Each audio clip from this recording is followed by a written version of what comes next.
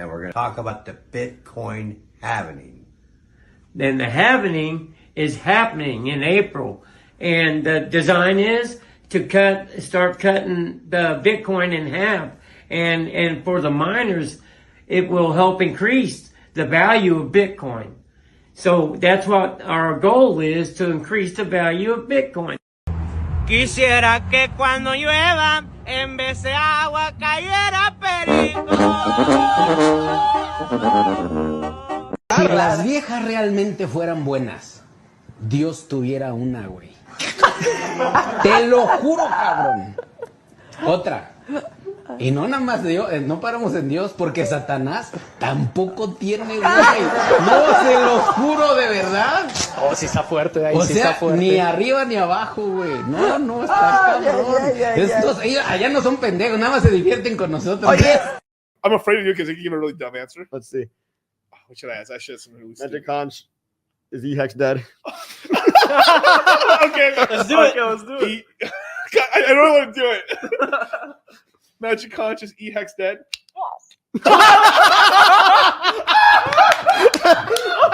Oh my god! No hesitation. No hesitation. All right, well, it's been decided. It's done. Let's go. Let's all go home. I don't know what else you guys need. I quit crypto. This shit sucks.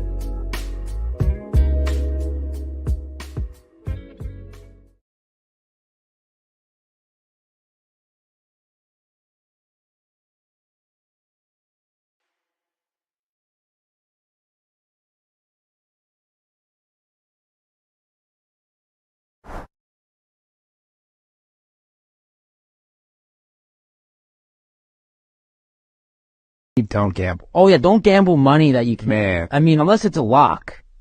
There's no such thing as a lock. That's the thing. Unless it's a lock. If it's a lock, oh my God, it's a little different. Stop gambling, alright? You're one spin away from generational wealth.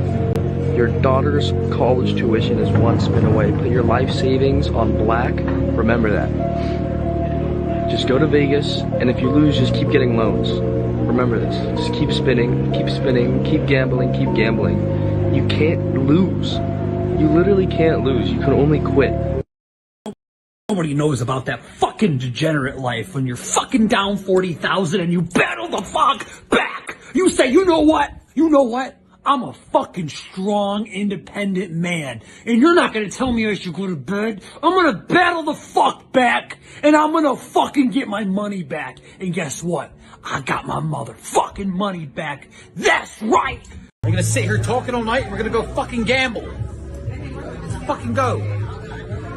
Money isn't real. None of this is real. This is just... It's free. It's free. What do you mean free? Free money. Lose it all. Lose it all. Andrew, I know you said money isn't real, but I am getting fucked.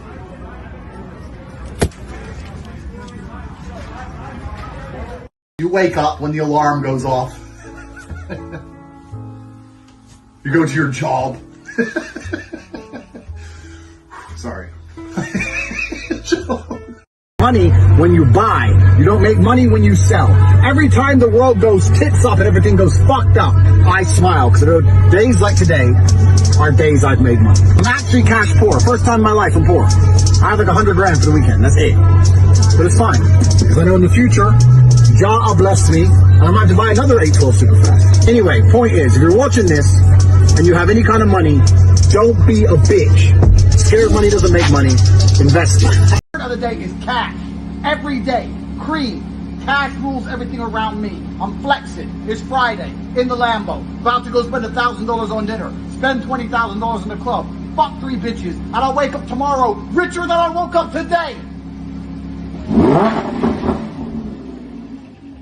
These nutsy, blood-sucking, anti-American parasites that want to make you and your family slaves know that we are standing up against them, and we are red-blooded, and we are not slaves, and we are not bowing down to them. I'm not bowing down. I'm at the tip of the spear. I get death threats every day. And you know what? I am honored to be who I am. I'm honored to just be an average person that stood up 15 years ago and said, I'm going to defend the Republic. I'm going to defend the family. I'm going to defend the Second Amendment. I'm going to fight against abortion. I'm going to see what happens when I really take action. And we have laid waste to the enemy. If you simply unloose yourselves and become the leaders you are, we will sweep this scum into the gutter. We will defeat the New World Order. We will crush the tyranny. Second hour, straight ahead. Stay with us. So do you consider yourself a high-value woman? I mean, my woman's got to be submissive, cook, clean, kiss my boo-boos when I'm hurt, tuck me in bed. So like your mother? Yes, exactly. I love my mother, exactly. Have you read Rich Dad, Poor Dad? No. Shocker. Yeah, I would want my husband to be the breadwinner. But what do you bring to the table? You don't even know how to cook a 7-course meal for your own husband. And you interrupted me. Hold on, bitch. I'm not done talking, bitch. Hold on. Oh, you don't like Andrew Tate? Of course. You don't like sexy, muscular, fit, tight men, bald, tight men that know what the fuck they're talking about, that want to bring masculinity back? Alpha. Beta. What is your body count? Delta. And you think a man would want that? Gamma. Yeah, leave, you bitches. Look at these bitches leaving. You guys are just some ugly bitches. What? I know, yeah. Let me suck them titties, baby. No, yeah. Let me suck them titties, baby. Let me suck them titties, baby. I know. Suck them titties on the west side. Suck them titties on the breast side. Best titties I ever had. Oh, let me suck them titties right now. From the night turning down, girl. Suck one, maybe two. And damn boy gone. Yeah. Let me suck them titties, baby. Oh, yeah. Let me suck them titties, baby. Hey, Anna. Remember you told me I was going to be a nobody and a drug addict? Look at me now. I got a nice car. Looking good. God.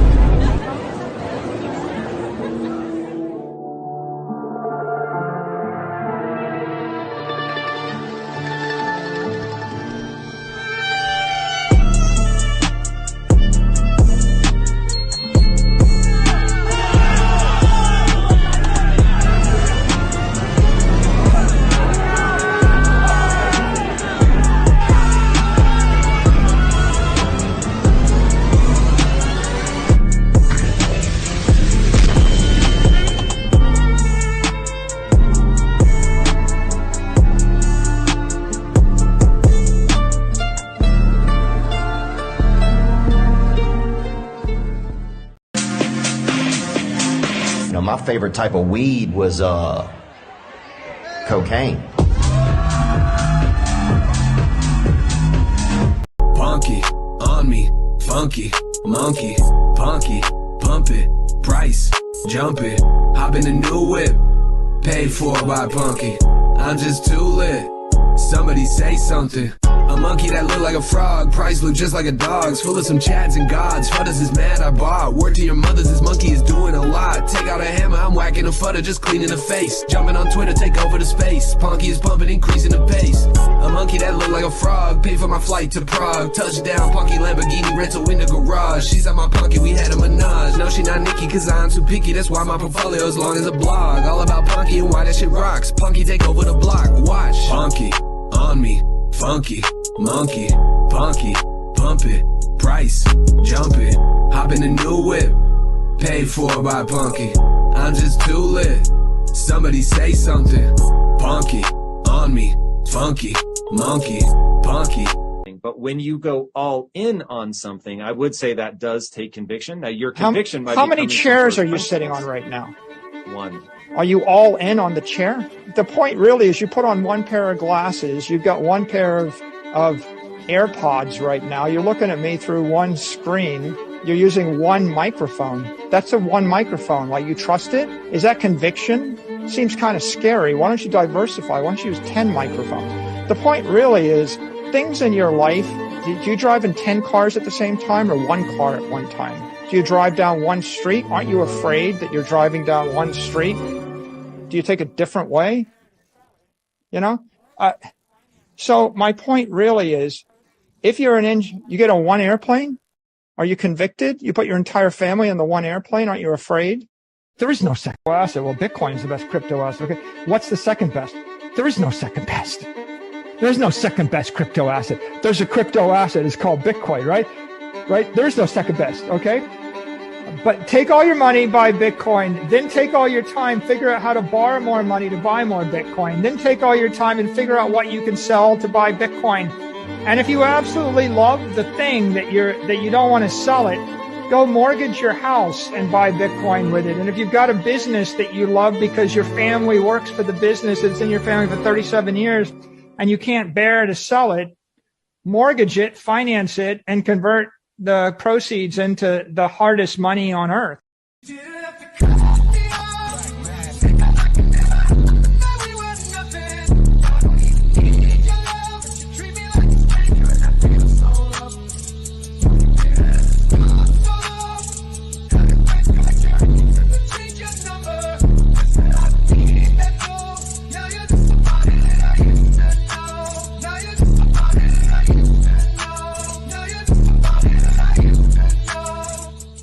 Woo! What is going on, you guys? It is Dollar Cost Crypto here with a Miami stream. What's up, Charlie? It's all good. Had a good dinner. That was nice. And I don't know what it is, but we keep meeting truckers. Yeah, dude, it's insane the amount of truckers, man. They're always built like brick shit houses too.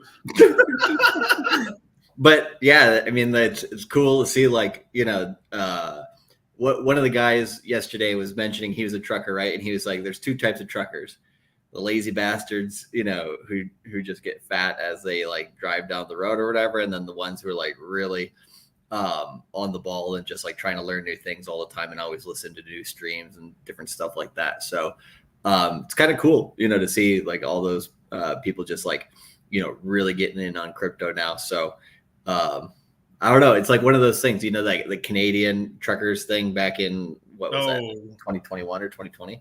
Yeah. That was there was a couple of them too and stuff. There was the farmers' strikes as well that happened. Well, yeah, and like Canada like froze all their bank accounts and everything, and they're like, well, we'll just take payment in crypto now, and like that actually helped fund them for quite a while extra. So. And they started going after those like they tried to shut down the wallets and stuff like as well. They used letters to see like this shouldn't be allowed. How could it be? Yeah, ridiculous, you know? And you know, there's also the whole thing going on. I'm not sure it was in the Netherlands. I think it was in the Netherlands and stuff, where the farmers had a big strike, and they literally they pulled all their tractors on the highway and basically stopped the flow of traffic and all fucking crazy. And then, dude, I will give the French like there's a meme I have here about the French and stuff, which I play. It's because it's the Tates talking about the French, right? But I actually talked to a couple French people. There's actually some French chick that was on the boat, and I kind of shit on her country, and I fucking laughed at her face. The camera's never around when the good shit happens sometimes. That's fair. But like, she's like, you know I'm French, right? No, I couldn't tell. Like, oh, it's fantastic. Oh, God. Man, when I'm drunk, man, I can't even repeat what I said. How good it was, bro. That line was clean, bro. Yeah, good times. Yeah, Miguel and Charlie, how many shots y'all took last night? A lot. A lot. Myron was more drunk. I was shocked seeing drunk Myron. Myron was off the shitter a little bit, dude. I was kind of surprised. Well, deservedly so. I mean, he works hard, you know. Yeah, no, but it's just he never lets loose though that often. Yeah, so that's why it was kind of crazy to see that. Yeah, like towards the end of the whole thing or whatever, we just Myron brought around, and then I bought a round of shots for everybody or whatever. We just like junk. It was just like, I think it was tequila. I can't remember what it was, to be honest. But like, yeah, it was good. So when the yacht finally parked and stuff like that, and we're getting off the yacht, right? The yacht was actually kind of like, imagine like it's almost like 2 to 3 feet away from the pier. It's already locked in, but somehow the boat shifted like this, and everyone's trying to get down, and everyone's like, Myron's like, jump! He's making women jump across and catching them into the harbor, and then here comes Big Mo. Everyone's like, oh shit, how is he gonna make it? Big Mo, come on, Mo. We need like two. We need at least 2 of us, me and you, right now. No, but Big Mo actually jumped it and landed, and we're like, oh! Oh, did he? Oh, that's fucking awesome. Everyone's losing their shit over Big Mo.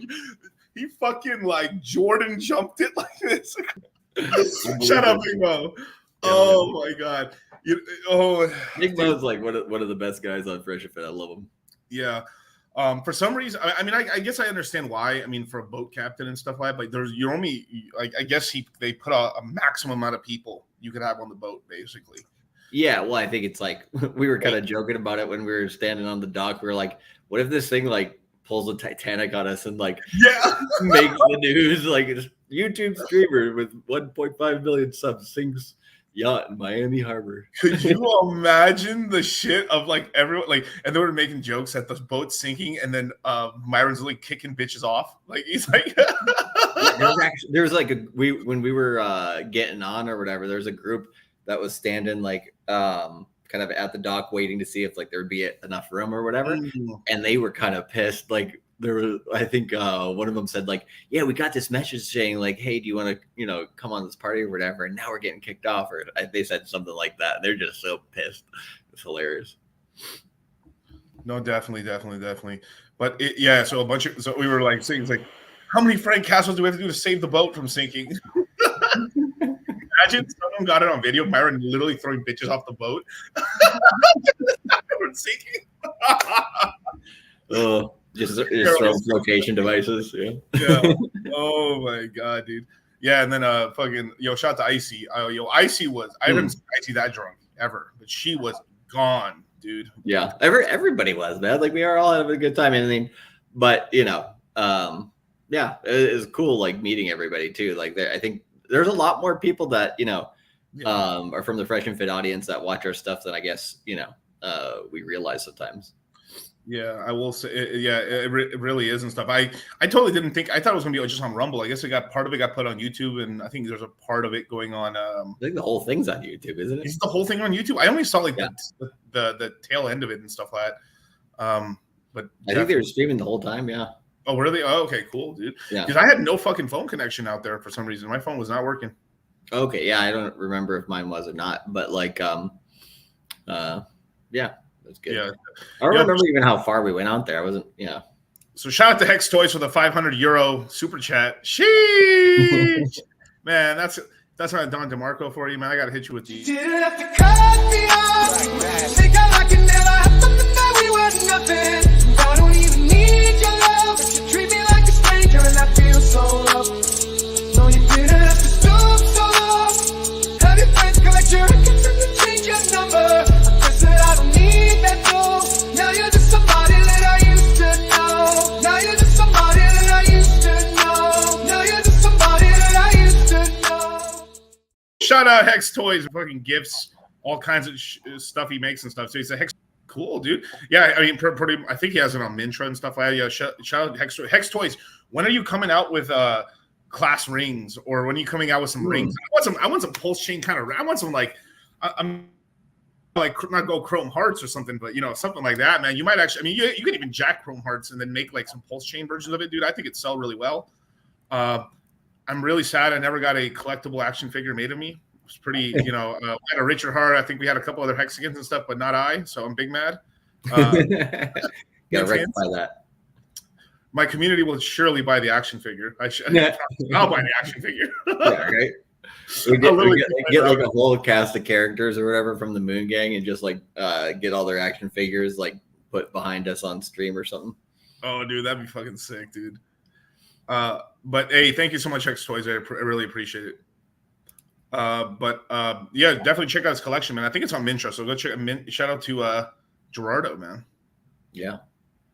Is there anything new with Mintra recently? I haven't heard too much. So I think they're doing some new update in stream or something like that. But I'd have to talk to Gerardo in terms of what's going on there. But in terms of everything's just up and running. But like the whole NFT sector, so like right now, right? Shout out to shout out to the highest of stakes. I mean, lowest of stakes and highest of stakes. Shout out to RG3, and then shout out to what's his name, Hexy Bastard.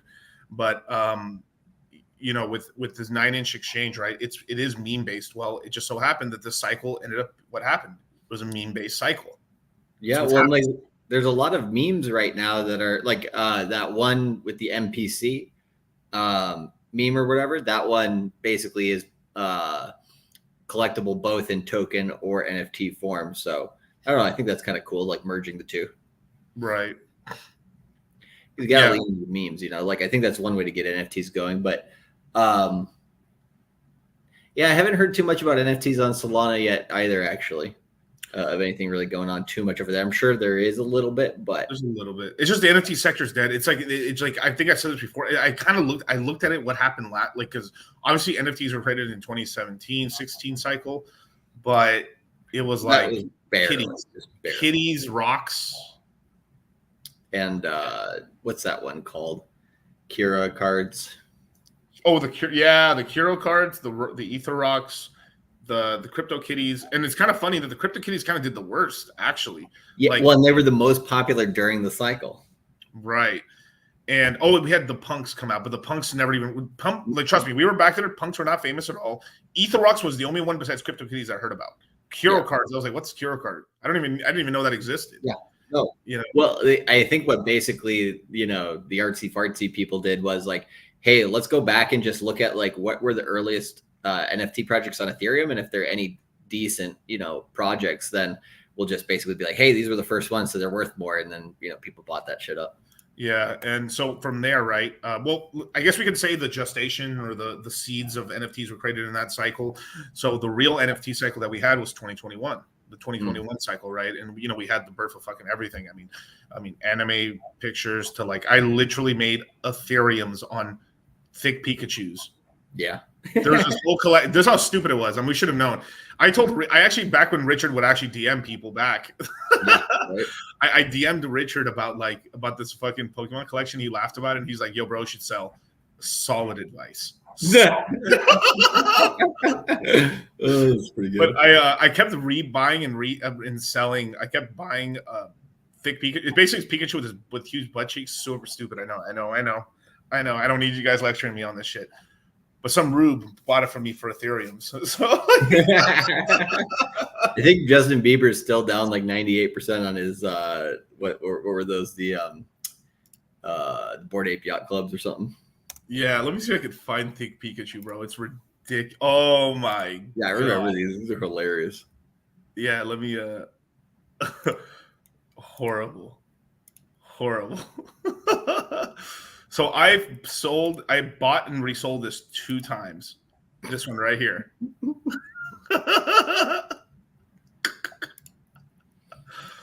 These were Ethereum. I spent like 0.1 Ethereum and kept selling them for Ethereum or Ethereum and a half gold. I bet you there's kind of like what do you call it? People might be dumb enough on eBay to basically like you sell people the NFT and then you claim. I mean, obviously, this would be like pretty bullshit stuff to do. I wouldn't do it. No, not life or financial advice, right? But what you could do possibly is be like, hey, you know, you have the rights to the NFT if you buy this, basically, and just make some bullshit cards from it and then try to sell. But I'm sure like there's just a slew of issues with that, from copyright, you know, to like, you know, just straight up like scamming and shit. You know, it's kind of like money printing. You know, when I don't know like what those things are called when they like copy the dollars or whatever, but it's kind of like forgery. Yeah, exactly. It's kind of like don't do that, you guys. Jesus Christ. I'm just saying you could do it. I bet you people on eBay would be dumb enough to buy that shit. Like, so it's like how many suckers are you really willing to dump this shit on? But obviously, you're never too young to have a Vietnam flashback.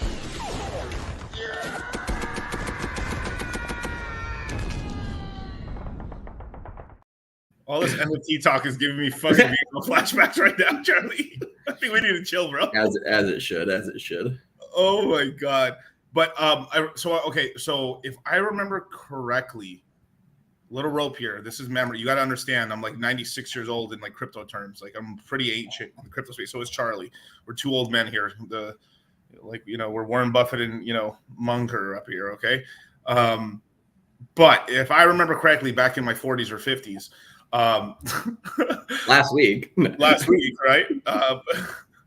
But basically, what would happen was we'll be like Yoda by the end of the cycle, bro. I know we'll be like 900 years old. Yeah. So what is his name? Okay, yeah. So now I remember now. Okay. So pretty much the NFT cycle NFTs didn't start popping until after Ethereum hit its all-time high in 2020. So Ethereum new all-time high. New all-time high in the 2021 cycle. So right. So we're breaking out of what, the 1400? I think it was around $2,000 that NFT started popping off. And stuff. Oh, I see. 2000. Yeah, because there was nothing. I remember up until the point until we like nobody was like, and there was no focus on NFTs at all. Yeah. Well, like the one thing I noticed, which was interesting, is NFTs kind of follow the VC cycle. So like VCs are like retail, they buy high, sell low. But it's Mike Novogratz, right? He what was it? He was a VC on Wax Coin or something like that. And it's just like oof. But no, just what do you call it? The VCs, their bottom in terms of like funding for crypto projects was actually September of last year. And so 9 months after the market, and then after the market bottom for Bitcoin. And then the NFTs and VCs both basically kind of bottomed at that time. We had the first NFT mindset course in October. Yeah. Basically, the volume stayed steady and to up since then. So technically, that has been the bottom, but it doesn't mean you should be, necessarily diving into it right now, except for maybe land and stuff like that. But like the VCs and NFTs also had the same, like similar, not the exact same, but similar tops, because NFTs kept going into early 2022. I think it was into like March of 2022. They kept actually having kind of a bull cycle. And VCs kind of keep funding crypto projects about 6 months into like the end of the cycle, when you know what I mean, like after the top. Yeah. So just kind of interesting that and then retail basically acts like that as well. So I don't know if NFTs will change over time. Like people might get more bullish on them, but that might not be until next cycle, because this cycle, right, NFTs are kind of just like they're starting to maybe find some utility a little bit, but So I'm going to tell you guys a little secret that I'm doing. This is like real analytics right here. Every time I would go into my Instagram, it would show me the max. So for some reason, Instagram can't ever like it can only show it. So if you are getting less than 100 followers a day, or less than 100 followers every time you check Instagram, it can show you the exact amount. Like, oh, look, I've got 12 people or 30 people following me. The moment you're getting thousands of followers a day, it only just keeps showing 100. Because it just doesn't care to count. It just shows, yeah, you got a lot coming. It just says 100. Good. So when I log into my Instagram, right, it says you see that little red thing right there? It says 12. It says 12 right there. So I've gotten 12 people follow me since I've just refreshed my app in the last like hour or two, right? When that thing is at 100, crypto starts going like this. I literally noticed it. It's like 1 for 1, but here's the thing is because Instagram isn't I've just started in the less than I guess a year ago, basically a year ago. Everyone on there is new people almost entirely. We do have Moon. I always tell guys, follow me on all the real socials. You don't get rugs. You got real information. That's why we have, we've got like official things on Twitter and Instagram, YouTube, and all that stuff. So, people know where to follow us. Follow the link tree if you don't know where, right? But most of the people, I would say like the 5% of people that actually are like our other followers, most of the people on Instagram are all brand new people. So we're only attracting normies on there. So it's a huge tall tale. I know it's a huge tall tale sign. I can tell like exactly when things are going to start ramping up because like, oh shit, Instagram's starting to go bananas. Boom. We're about to go up. And it always because this is exactly what happened. So my Instagram started going crazy. And then a month later, we were like flying. Well, and there's very little actual crypto content on Instagram as well. I think it was like, I don't know how long ago this was, but CZ was like, I'm going to try Instagram. And he's like tweeting out his Instagram. And I went and looked at it. And he's like, what am I supposed to do on here? Like take pictures of my food or something? Like, no crypto content, nothing. And so I think, versus like something like Twitter is like so crypto inundated, right? Like you're not going to get the proper kind of sentiment signals from that. So that makes sense. Right. And here's a link for you guys. Follow the official manga release. There you go. There's all the few in there and stuff like that. And also we have the crypto mindset course that is out right now, Q2. It's in the link. It's in the link below, as well as pinned in the comment section right now. But I'll link it for you guys right now as well. But this time around, Charlie, it seems that we once again launched a course, and once again turbulence in the market. It almost seems like the most opportune time to possibly buy. It almost seems like you need two courageous saviors, men from a dusty, unknown parts of the world and stuff to come back and save the town from disaster and therefore, right? Well, save the people who are willing to be saved, right? It's kind of like you're watching the Titanic sink, and people are like, basically like, no, it's fine. Don't worry about it. And they're like, well, aren't some of you maybe a little bit concerned? Hey, like if you want to, jump on the lifeboats that we got here, you can, and like, I don't know, it's like the lemming effect or whatever. Most people want to just stay on the boat. So, the boat of inflation or whatever the hell you want to call it. So yeah, it's just one of those things where it's like, it's good to see, I think kind of truckers are kind of like a example, right? Of just like, okay, people are starting to have to get into assets in order to make money. They actually know this now, right? I think back in 2020, a lot of people really didn't realize that because they're like, oh, this might just be temporary as inflation went out of control. So yeah, a lot of people are just like, oh, I really need to get up on my crypto game finally. So really, really good to see that. I think it's like right now, since Wall Street's getting in, we're at the very, very early stages of mass adoption. So here's a link, you guys. It's $9.98. That's right. Basically, it's available from today up until next Wednesday, right? The first, the first, May 1st. And once it's closed, you can't get in. Now, somebody asked in here, like, what? I'm an experienced trader. What can you learn? Well, it depends what kind of trader you are. If you're actually a crypto trader, that's pretty good, right? Yeah. But basically, what we do is we take you from zero to hero, from A to Z. We show you everything that you need to know in terms of not to get rugged in the crypto space. We've taught a lot of actual like stock traders crypto and stuff like, because it's not as intuitive as you would actually believe. We've taught Forex guys crypto. We've taught stock traders. We've literally taught a lot of different sort of industries and stuff in terms of the cryptocurrency space, macro traders as well and stuff. Because everybody from go ahead. I was just going to say, everybody from another market always is like, oh, I got this. I can do crypto. They come in and just fucking get wrecked, So like, it's always good to see, when people come in, they're like, okay, I need to know the fundamentals. I need to know the technicals, and I need to know the on-chain data. And then, you hear people even in the crypto industry saying, on-chain what? So it's like, there's always something that somebody can improve. And we basically cover it all. Exactly. So it's basically distilling down the safest ways to get into the space, key management, where to do research, how to do research, YouTube research, Instagram, Telegram research. Instagram, that's a new one because that is just turning. That is one thing that I'm proud to say of that. Me and Charlie were like catching on pretty early. That like, oh crap, I think Instagram might be one of them. And the two big ones in terms of brand new, because in the previous cycles we had a little bit of Facebook, but the thing is with Facebook is it's a lot older in demographic and it's pretty much controlled by XRP land. I'm just being honest. It's the truth, but we have gotta save them.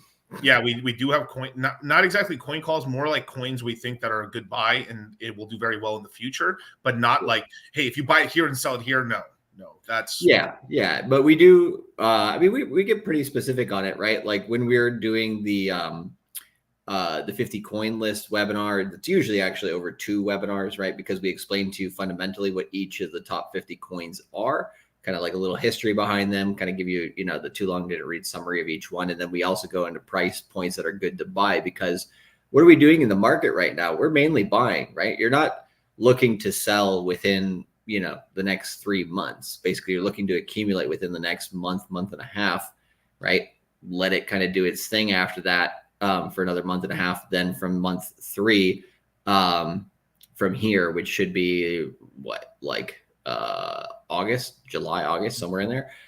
Basically, then price will really be ramping up. And later, later in the year will be a good time to be looking to take profits. But the longer you can kind of hold and swing trade your position, generally the more money you make. Just because the volatility is so high, people think, oh, I can easily trade this back and forth, but usually people just get chopped up that way. So I would say, like, for anybody who is a trader from another market and isn't quite sure, like, don't day trade crypto, don't leverage trade crypto, those two things, crypto already has enough volatility. You don't need that. But if you're doing like max 1 trade a week, we talk about stuff like that. And we answer anybody's questions who has, like any questions on why that is and what the risks might be, because we're willing to teach anything. If anybody asks me, hey, I want to learn how to leverage trade, we'll teach you. But, you gotta be careful. Definitely. And then the main thing that trips up our Forex guys who come into the course is that they're used to doing they have to use high leverage in order to make profits, unless you have massive size, which you will not. Like, there's no way. Right? Or you just short the Japanese yen. I mean, hey, sir, it's a trade that just keeps on paying. Then it's just the world's greatest reversal of all time. It just wrecks people so badly. But and this is kind of why. I mean, we teach a lot about macro and kind of what's going on in the world. Like one of the big things that we teach you guys is basically what's going to happen within the next 3 months. What are some of the big news events? Where are we putting our money in the next? Because it's hard to trade crypto on a day-to-day basis and stuff just because random things could happen. But you can sort of see these events and chart pattern setups and stuff that could happen over the next quarter where you could make money on these things. One thing that we've done through the courses is, especially during this bear market, is we were with some of the only active people on YouTube who are actively streaming, teaching people and onboarding people into the crypto space. We bought the Bitcoin all-time lows, the Ethereum all-time lows, Cardano, Polkadot, Solana, Phantom, every main L1 we were some of the first people on YouTube to really be talking about ton token at all. Nobody was talking about it when we were talking about it. We were like talking about it out of the bear market. I'm not saying we missed, but we didn't miss. Like we didn't. I mean, we literally were here. I mean, you can look at our YouTube channels. Like, you just go back. It's like we were there talking about it all. I was one of the earliest investors in Pepe. I made pretty good bank on Pepe. Recently threw a shit ton more money into Pepe and stuff. Dude, I keep forgetting how much 30. I was talking to Charlie about this when we were walking somewhere, and I was like, "Yo, 30 Ethereum's a lot of money. Holy shit, that's like I just threw another $100,000 in there." What the fuck? Well, and even when you think about it, right? You're like, because I always think about like Ethereum when it was $100, right? Yeah. Easy to sell some, and all that stuff. But it's like, damn, like it's a lot of money now, but then it's also a lot of future money because ETH go up. Yeah, and this is actually one of the big conversations that I actually had on the yacht. Actually, I had a group of guys on the yacht, and of course the camera doesn't catch that. I always just, when the hoes are near me, that's what the camera likes to catch. No, Like I was mostly they're just in proximity, right? Yeah. They're just in well, they're everywhere. I mean, but in proximity, I was mostly teaching guys. I had the holy book in my hand. I was teaching the gospel and stuff. And then when I went to the river to get some water, by water I mean alcohol. That's where you're just swarmed. Yeah, they call women chicks because they like to nest. So they're like they're around the watering hole. What can I do? But yeah, we teach you guys how to. We teach you guys how to yield farm, how we also look at very specific yield farms because sometimes we get questions and we can give you within a relative amount of time, especially if we know the project, whether it's a good idea to yield farm or not to yield farm. Like right now, I think if I'm being honest right now with alluvium, I'd probably tell you don't yield farm it right now. There's no point. Yeah. Just unless you would need serious money. If you got $100,000, $200,000, you yield farm it. Sure. You flexible it or you leave it for the next 3 months. You do okay. Sure. You get some free alluvium that way, but you also put yourself into impermanent loss. But regardless or not, because if alluvium's game comes out pretty soon and stuff like, you could have the alluvium game, you can have the alluvium token jump up 4x. Ethereum, best case scenario. Oh my God, ETF passes. It would go to like $4,000 to $5,000 maximum in the short term.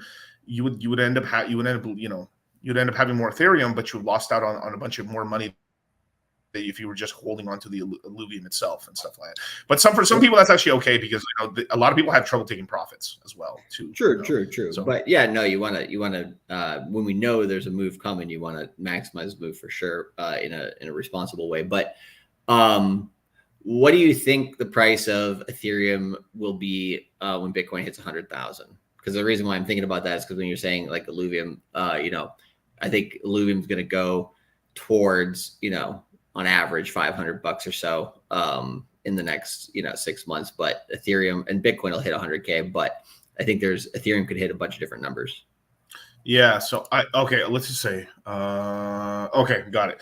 Yeah. So basically if Bitcoin's $100,000, it'll roughly be about a $2 trillion market cap, maybe a little below it, a little higher than it around there, but roughly about a $2 trillion market cap currently.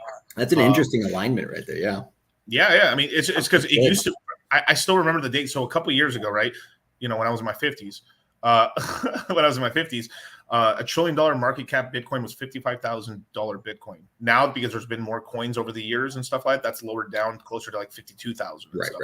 So I'll just roughly say like $2 trillion market cap will be about. Well, right. And like Bitcoin's not going to go like to, 999,099 cents and then just fucking reverse. But well, knowing crypto, it might, but yeah. Let's go back to this. God damn it, Charlie.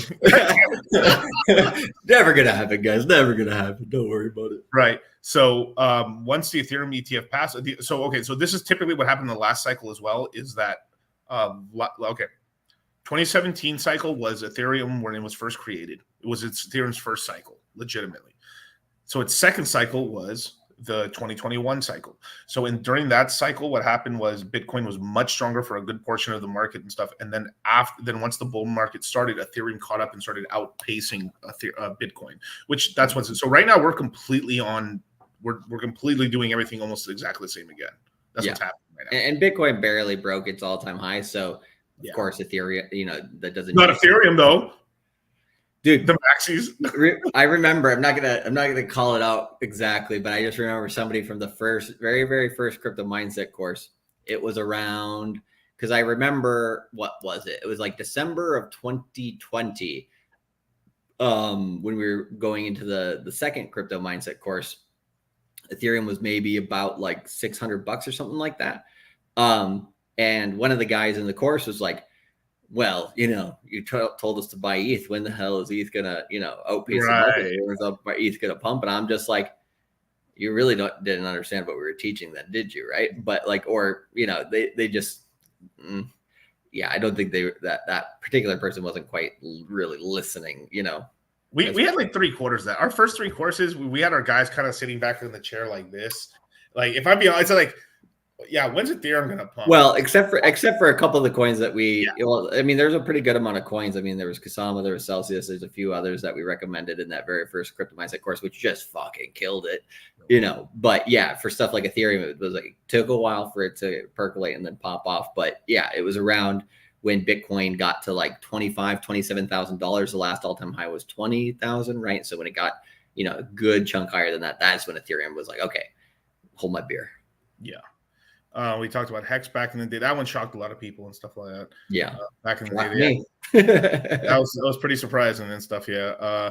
There's a lot of coins we talked about and stuff that did really well. We talked about Matic super early on as well. We talked about Matic, Decentraland, and then this is something that we teach even right now because like this, you know, me and Charlie, this is not our first rodeo.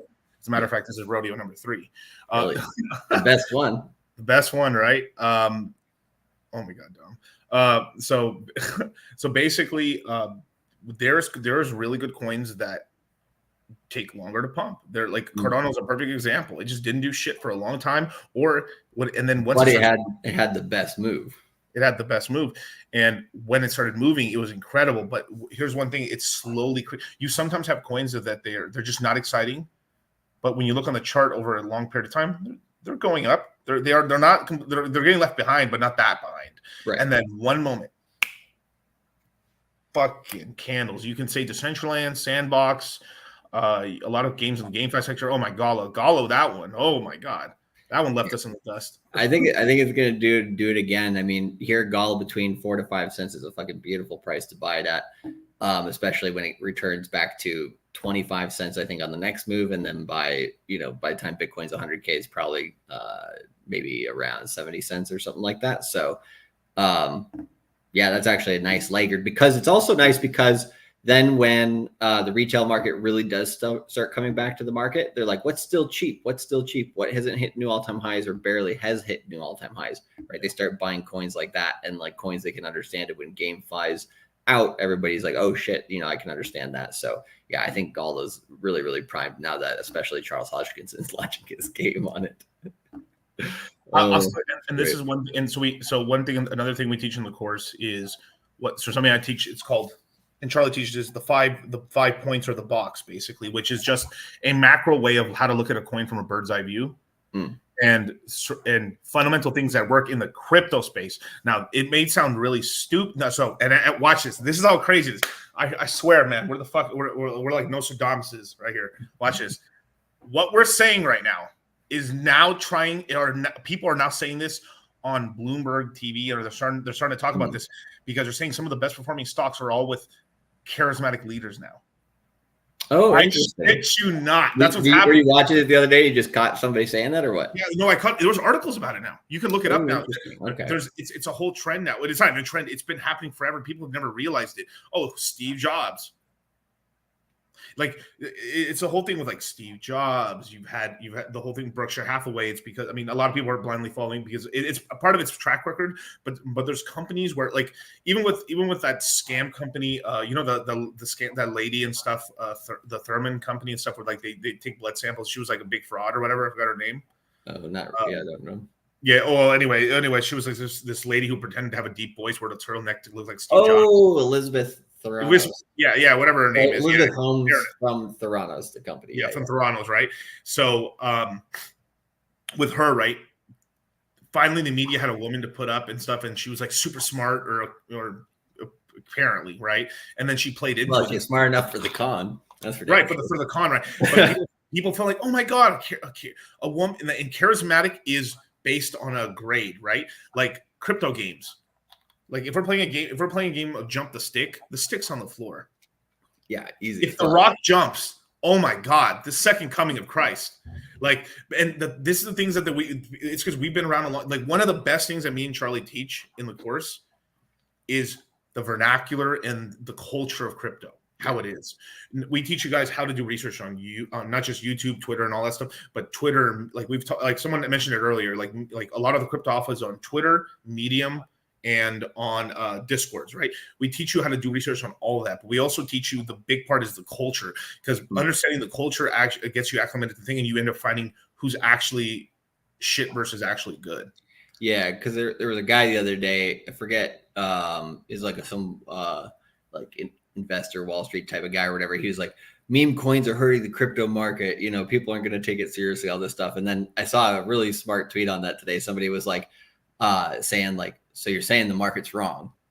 and That's right? the most, dude. One of the best posts I've seen so far. Some guy is like, he's got, the Intelligent Investor, the book. It's like one of the Bibles of like these boomers, right? He's like got a picture of it almost in the trash, throwing it in the trash.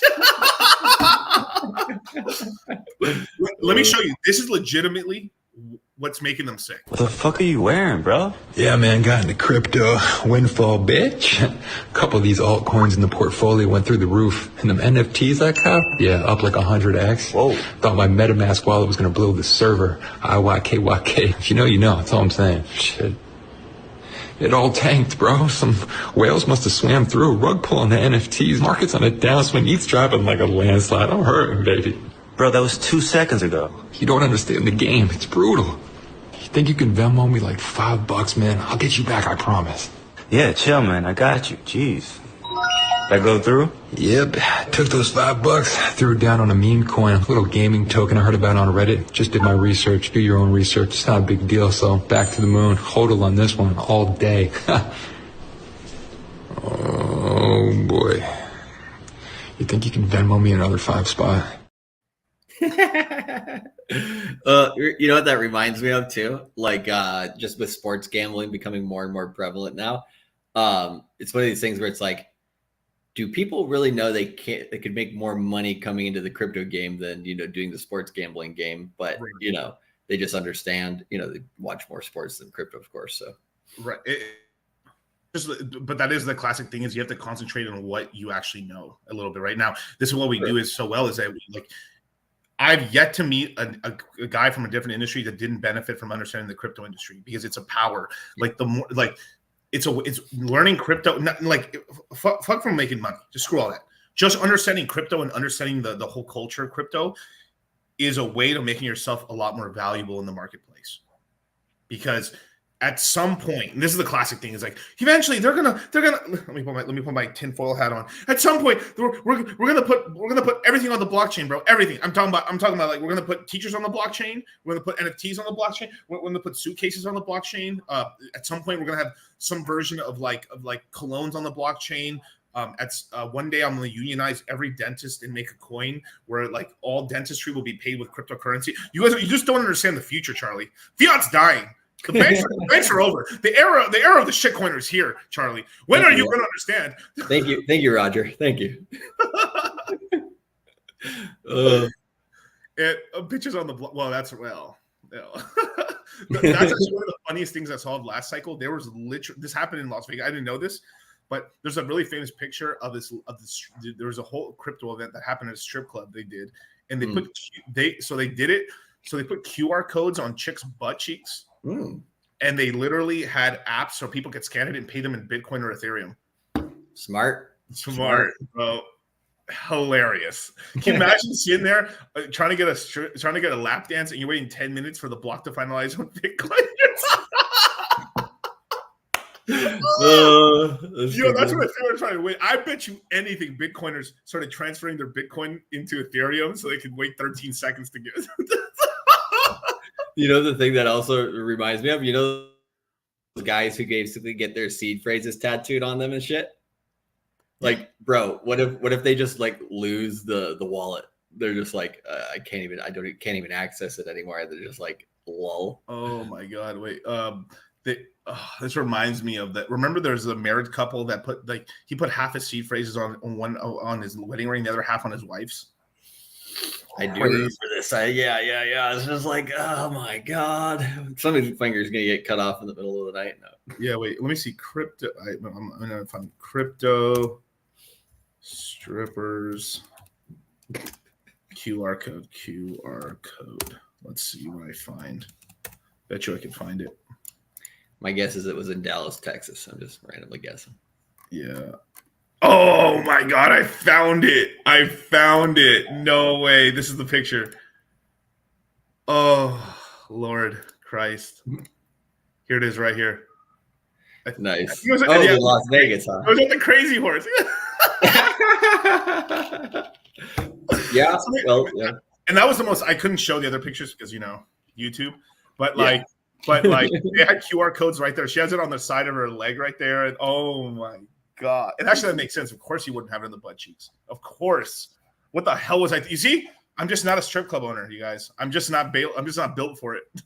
There's actually quite a lot of what do you call it? Like rich crypto people in Vegas. Oh, there's some there's some money whales. There's some whales, dude.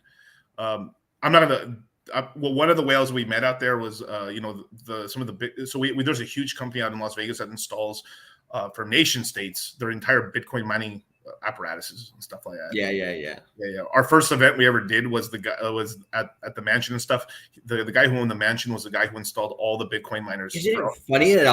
It always happens at the event because like this, and then like at the Aria or whatever, we ended up just meeting one of the founders of like what do you call it? Like early VC founder types of Gala games and everything. So at the craps table. Yeah. like next year it's like you know that Forrest Gump thing where like they're on the bench and stuff. He's like, we were sitting next to a millionaire. Like, yep. Crazy, man. And then that's actually a talk I had with a couple guys at this is why you always have to go to these events. And this actually, I don't know if you guys had caught the live stream, the Fresh and Fit live stream and stuff, the live show. One of the things I said, it may have been like the third or fourth question asked, after like someone shit at somebody. Was that I think some kid was going to ask a question about how to no, it wasn't a kid. It was one of the guys asking how he could advance. And I told him it's coming to the live events. Sometimes people DM me and you have to understand as you get more subscribers and more followers, right? Sometimes you literally, you are doing the right things. You can't break through. So this is where actually to real events you can break through. But I think people understood more of like come to live events, get that. What I was also saying too is like depending on what industry you're trying to break into. If I'm a gamer, I'm going to TwitchCon. I'm going to all the it's expensive, right? You are putting your money where your mouth is because there's a video that I'm going to start showing every crypto mindset from now on. It's called the 4 types of luck, right? One of the lucks. And this is where I got the whole thing earlier about like I haven't met a single person who hasn't learned about crypto that hasn't made themselves more valuable because there's examples in this video right here where basically a guy for being a specialist where he was a guy that knew he was an underwater welder, he was a geologist, and he was one of the most brave. He was like a guy that actually would be brave enough to actually go deep sea diving for treasure hunts and stuff, where basically this guy was one of like 10 or 20 people on the planet that could recover a lost treasure underwater and would get paid millions of dollars to do so. That sounds like a fucking tits ass job. That's great. But you have to understand how many things. For one, the guy had to not just like not be a good swimmer, learn how to scuba dive. From there, had to be an underwater welder. From there, be a geologist. From there, be like it's just the amount. You would think the amount. A lot of like most skills are just kind of average. If you're, outside of just like doing something crazy, but like you know how to play the violin, cool. You know how to play this, play that. But once you mix all these things together, you then fuse them together. You get a very, very rare combination, and that's what makes you interesting. Well, that's why Bitcoin is like pretty fucking interesting as well. Cause like you have to know cryptography, you have to know, how the internet works, how network effects work, how finance works, how, what do you call it? Free speech works, all this different types of shit, like philosophical stuff. What is money? All that stuff. So, I think people, it's like we had that meme today or whatever. It was like price action, right? Versus everything else on the girl or whatever. Yeah. And it was just like one of these things where it's like, people come here for the gains and they come here for the money and stuff, but truly like the whole thing that goes on in crypto is just amazing. And like we're also we talk about NFTs being like, hey, we're just barely getting started with NFTs, just figuring out the utility for them and like kind of what are the best first use cases for it. But overall in crypto, being only like 15 years old, right? This whole crypto space is basically just starting to figure out like, okay, like how can we apply this to the rest of the world and everything like that. Right. So it's the sort of thing where like if you learn all these skills, you may not think you're valuable, but you may become very, very valuable, as well as it's a really great conversation starter because if you do meet a person that knows crypto, he may have not given you too much of the time of day, but because you can talk his language, you've got one more chance, one more tool to get lucky. And that's the whole thing about the 4 types of luck is that there are certain luck. There's luck from working hard. The harder I work, the luckier I get. That old thing. There's other times of luck where you self-created luck. Like there's some real thing where you have to realize where like you are not going to make any more like you basically like if you spent 25 or 30 years of your life in the same place, you've just about maxed out random occurrences in that area. Like you basically gotten every lotto ticket possible that you were. You know what's really interesting about that too is like when I've traveled to like a new place, almost every time, right? Depending on like how different it is from like where you're from or whatever.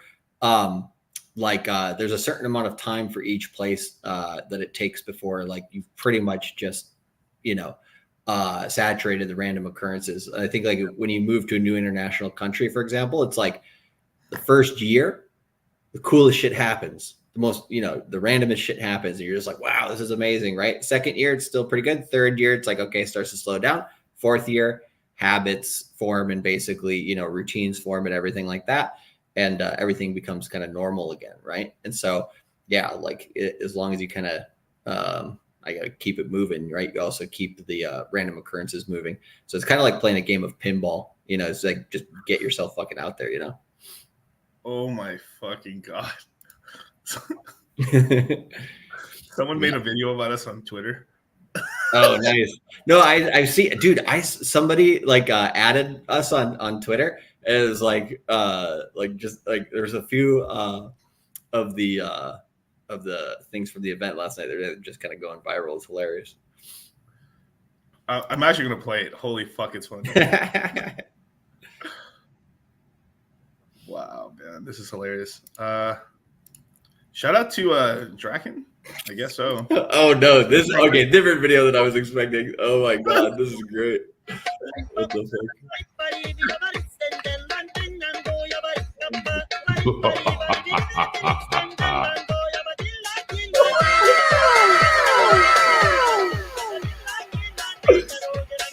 Oh my God.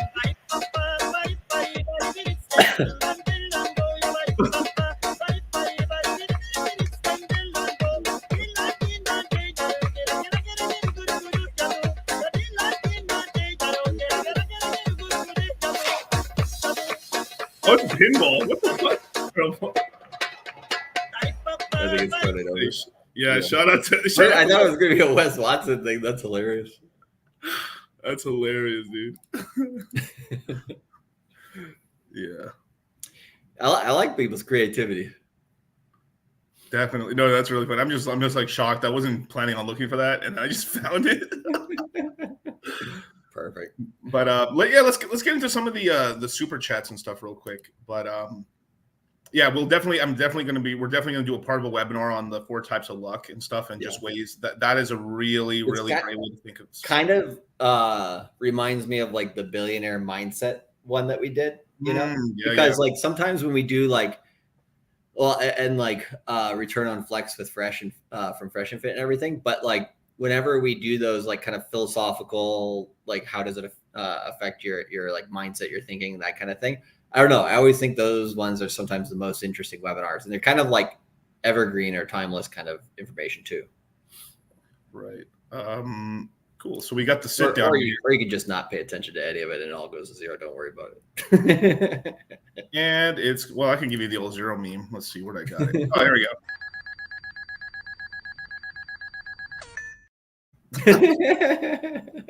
go. Beautiful. That reminds me of the slot machines. Yeah. Well, so, hey, sometimes, so I be hitting them sometimes, but you're right. Like I have noticed this across, like, because I've watched some slot YouTubers and everything like that. I'm working on some interviews. So that is actually one place I'm actually concentrating. Like I'm So there's something that Richard said a long time ago that he says, man, I literally could YouTube about anything else and I get so much more views. It's like I could literally do videos on keyboard tutorials and get more, or keyboard reviews more. I'd get more views on that than I would in crypto. Yeah. He wasn't wrong, actually, and stuff. But so I've thought about like possibly starting a YouTube channel for gambling or something like that, and using that as a way, because it's like you get gamblers, but then the gamblers are the number one degens on the planet. They'd be the number one people to get into crypto too. Yeah. Something I'm just playing around with, but I don't know. It'd be a lot of extra work and stuff to do. Yeah. One thing I was thinking was like we can also advertise locally in Vegas and stuff like this, but I'm like, you got to be like very, what do you call it, precise with that, because like you want to make sure everybody's making money on the place where you're living. Otherwise, those guys at the Italian restaurant, they'll be like, hey. So, all right, to sit down with the $5 super chat, if you had to pick one narrative leading the way this bull run, GameFi, AI, meme, DPIN, layer one, etc., I feel GameFi has been lagging right now. Oh, it has. It definitely has, right? But so many narratives are still not even in the market yet. Yeah, like even DPIN's on a tiny bit, but not really. Barely. You had to be an insider to make any money on DPIN right now, like realistically, because once one of those DPIN coins is known about, it kind of stops moving at that point completely. Yeah. Well, why are people quiet about it, right? Because like there's people who want to make sure they got their monopoly board all set up, before things get moving. Before they let in les plebs and stuff like that. Oh, all of a sudden, look how amazing this is, guys. It's kind of like, I think Crypto Lark recently just did a tweet on Tonecoin. I'm like, well, earlier to the party than most people, right? Which is good. But yeah, it's one of those ones that like sometimes, you're just like, yeah, I'm sure somebody's been accumulating. I mean, if I had in terms of most leading, it's hard to pick one because they're all going to move well. I mean, meme has been killing it. You can't like knock like honestly, like, okay, even last cycle, coins sub 10, 15, 20 million were like basically guaranteed ways to lose money. Damn near.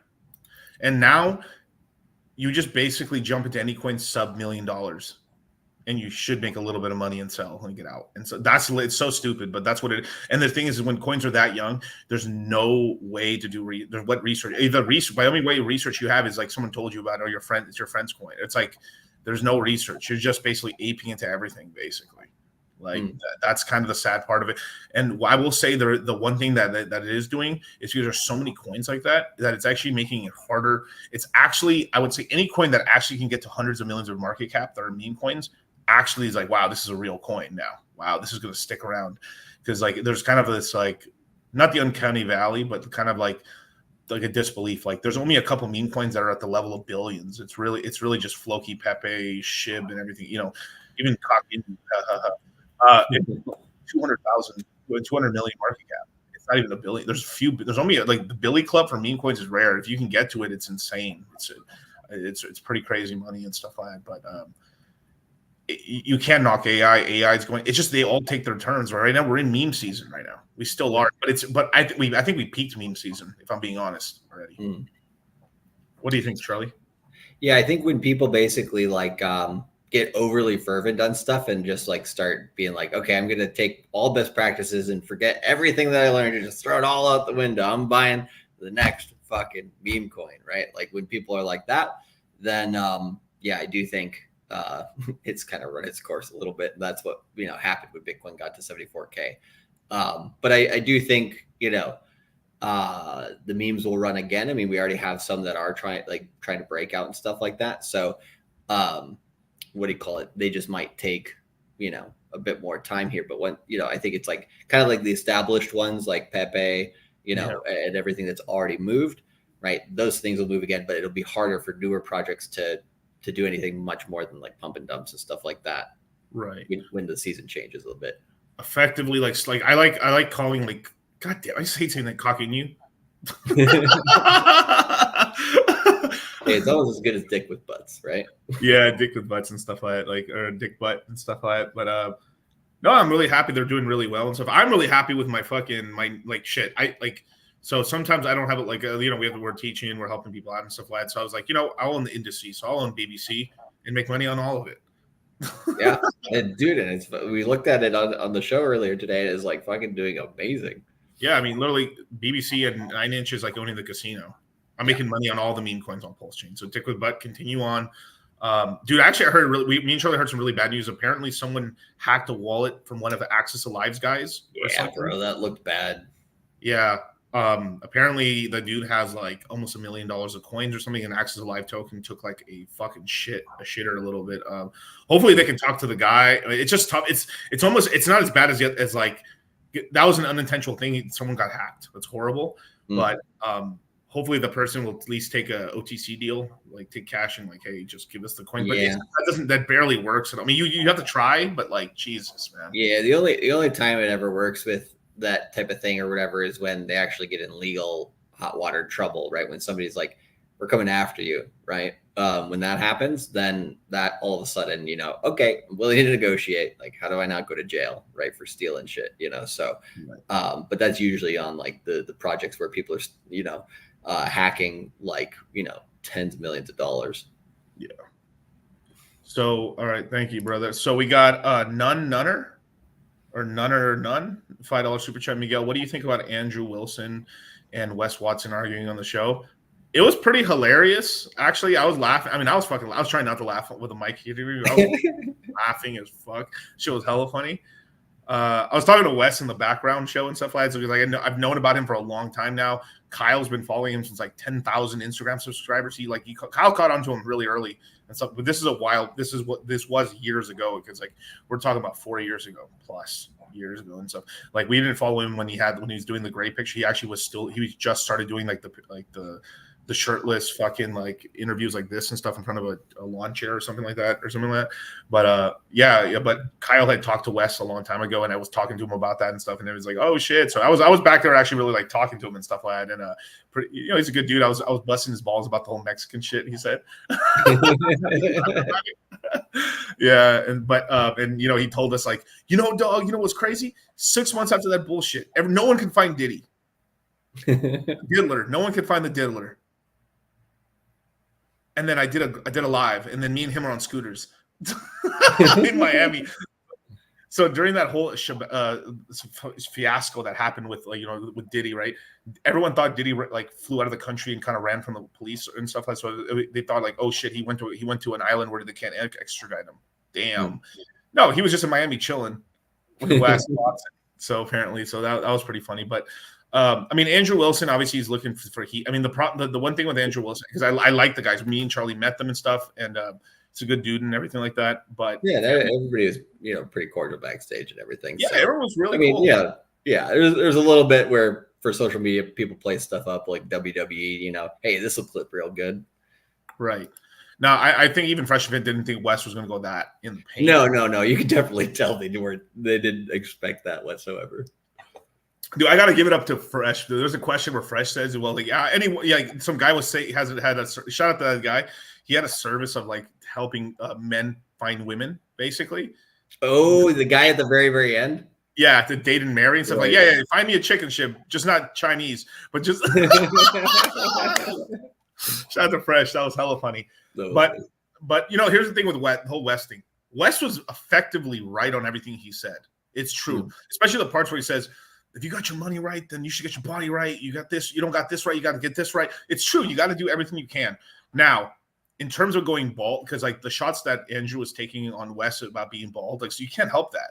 I mean, he's going after physical traits, so he goes after one. Exactly. So yeah, I will give Wes, like, bro, Andrew was coming in there with like the fuck. Yeah.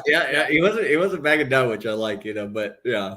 Yeah. He's like, now where he fucking passed the ball, we're like, and this is where Wes was right too. Who's talking about rape? No, that's not funny to be talking about rape. Which was too much. No, at some point it's just like drop the ball and let's fucking just talk. Like because like at the end of the day, like what do people come there for, right? They come there for the value, right? We got I think there was like 50 or 100 people. Like I mean, we had a ton of people on the boat, so like it must have been a huge, like a really good chunk of people. But like all the people in the audience came there for a reason, right? So gotta give them the most value possible too. I just can't believe your tits are still talking right now. Yeah, I mean that the other guy too, though. Like, what do you call it? He made some good points, but they didn't quite let him talk too much. No, and then there was one other thing too that like, where did Wes say? Yeah, there was the whole tit thing and stuff like that. But like Wes was basically right. Here's the one thing. Look, hand on the Bible. If I had a Bible here, they used to have them in hotel rooms, not anymore. I know, it's a shame, bro. It's pretty sad, right? But hand on the Bible, if I had a Bible here, right? Like most people it's that whole like classic thing, doubt, protest, and much and shit. Like people who like stream and YouTube about fucking religion a lot of the time are the biggest fucking condescending pieces of shit. Like they're fucking fake, the fakest people ever, dude. It's like the guy. It's like the preachers who buy the private jets and then say, "Oh, be humble," you know. Yeah. I'm not saying all, but I am saying like 98%. It's just too like the thing is like, fuck, man, I want to be better than people. I want to be how can like so I'll talk about religion. And because I'm so good at religion, that can put myself higher than you. And if you think about it, all of it is just basically if I put myself higher, and sometimes people don't. This is why it's so like it's like having the third eye open and stuff. Is by knowing about the red pill is because some people sometimes act like without knowing why they act. The reason they're acting. Why do I want to be better than you? Because I will be more sexually selected higher than you. Without they don't even know that. Sometimes you don't even know why do I want power. Yeah. Most people don't know why they fucking do most of the shit they do in life, to be honest. Right. You just don't know. I mean, at the end of the day, right? Why do we want money? I mean, like it's easy for a person who had money all their life to say that money doesn't matter. Oh, yeah, until you had like the Buddha. Buddha was a prince. He was a prince. People don't even know that. You got to go to zero to get to hero, bro. Yeah. Like imagine like I'm not shitting Buddha or nothing like that, but like let's just be honest, man. Basically, Buddha was some rich kid, super rich kid who had servants and stuff. I had slaves and everything like that. I don't know about slaves, but I'm just whatever. Fuck it. I mean, probably, yeah. Yeah, basically slaves. I mean, shit, right? And then says, "Nah, this is pretty cool, but you know what? I've had my fill. You know, I think I'm gonna live a godly life. Hey, cool, awesome, right? But homie had it already, too. Though that's the whole thing.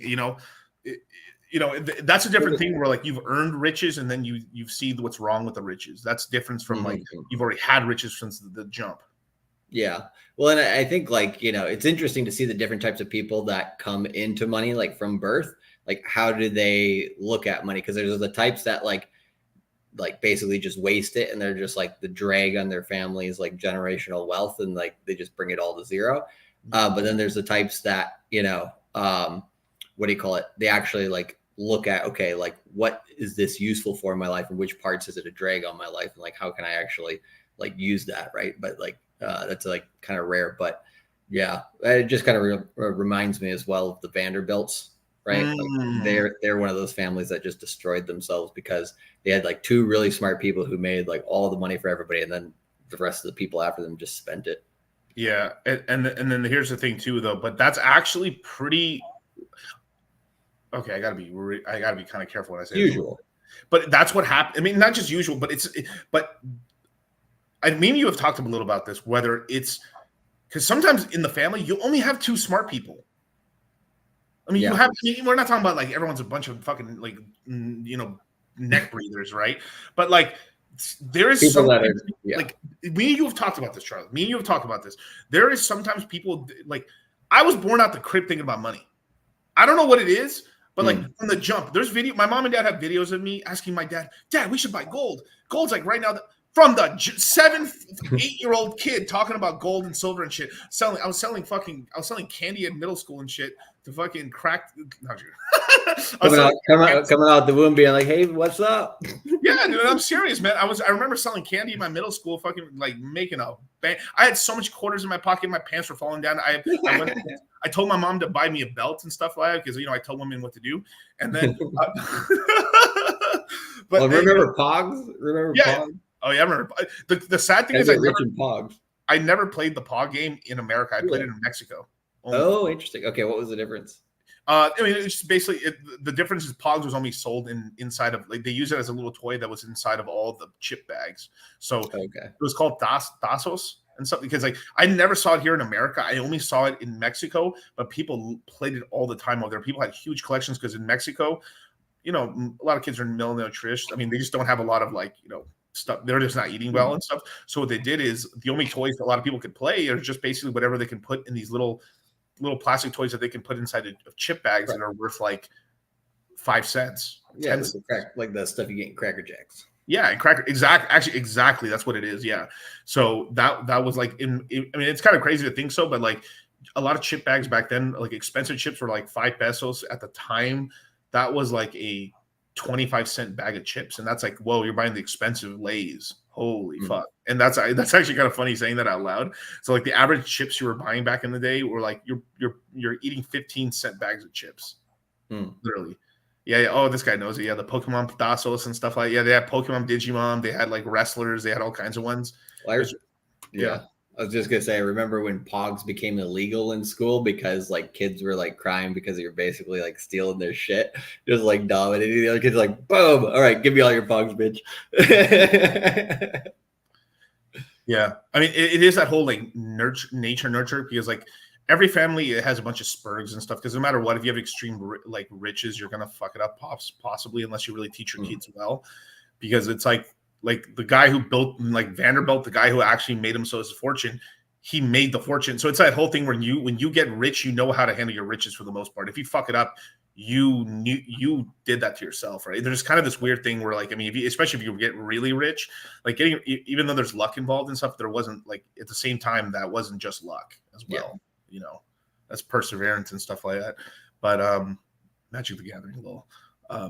But it is kind of crazy to think, like, because I've seen it in families where, like, I see the shining star in the family, right, and the rest of the family's fuck ups. And the thing is, so you get super rich, and I mean, everyone has this in their head a little bit, like not everybody, but most people, like if I get super rich, I want to make my family a dynasty, or we're going to be all. But then you look at your family, and you're like, they're half retards, like, you know what I'm saying? Yeah. Well, you know what's interesting? What a lot of people don't do in their families, and it is just like common among most families, is they don't like. And this is probably due to like mostly technology up to this point, but they don't like pass on knowledge in a way that isn't like a game of telephone, right? And so over time, some of that really good knowledge just kind of gets diluted if, you know, nobody picks it up or gets interested in it. Because like a lot of times rich kids, right? Like, I don't really want to do what my parents did. They don't get really all interested in that. But kind of the one way I think that, you know, you can kind of overcome that a little bit, or at least attempt to, right, is basically through like writing a book, or even like recording a video or something like that. Doesn't mean that they'll, like, future people will be interested in it or anything like that, but at least there's something there, right, that people can pull from. And I've always kind of thought, like, you know, writing a book about kind of like, you know, in this generation, how do you make the most money, and like what's the timeless parts of that, like that stuff is just shit. It's really, really interesting, because like, you know, what if Charlie Munger and Warren Buffett wrote like a book like that before they died? Like, that would be something that everybody would want to read, right? So I don't know. There's ways to pass down knowledge that are kind of timeless, but a lot of people just don't really think ahead, really. Yeah, and it's hard. It really is hard to make something timeless sometimes, but there's ways to do it. Because it's not not easy. It's not. It's definitely not, and stuff like that. There's one of those classic books like the. What do you call it? The Richest Man in Babylon. Even that whole thing of like the general thing is pretty beautiful, because it's stored. Like, that's one of the better books I've read, because it's the reason it's so easy to read is because it's a story instead of just like not a textbook and stuff. But that's hard to do that, to make to put that into a story. And then also, if you've heard like the audio version of it, they almost make it sound like you're reading like. Sort of like a Bible story to like a kind of like Arabian Nights or something like that. Yeah. It's kind of it captures you a little bit. So, but that's also one thing, just to bring back to the family thing and stuff. And this is like what we're gonna be talking about in the crypto course as well a little bit. But like, it's not just educating you in that stuff, but like one thing that I've thought about a lot, right? Like, imagine that you're trying to get yourself rich, cool, and it's okay if you were like never thought about money before, but at some point you will, and then you take the time to educate yourself. And because you're taking this course and you're putting yourself through the ringer, and then you just keep teaching yourself things, you keep working hard.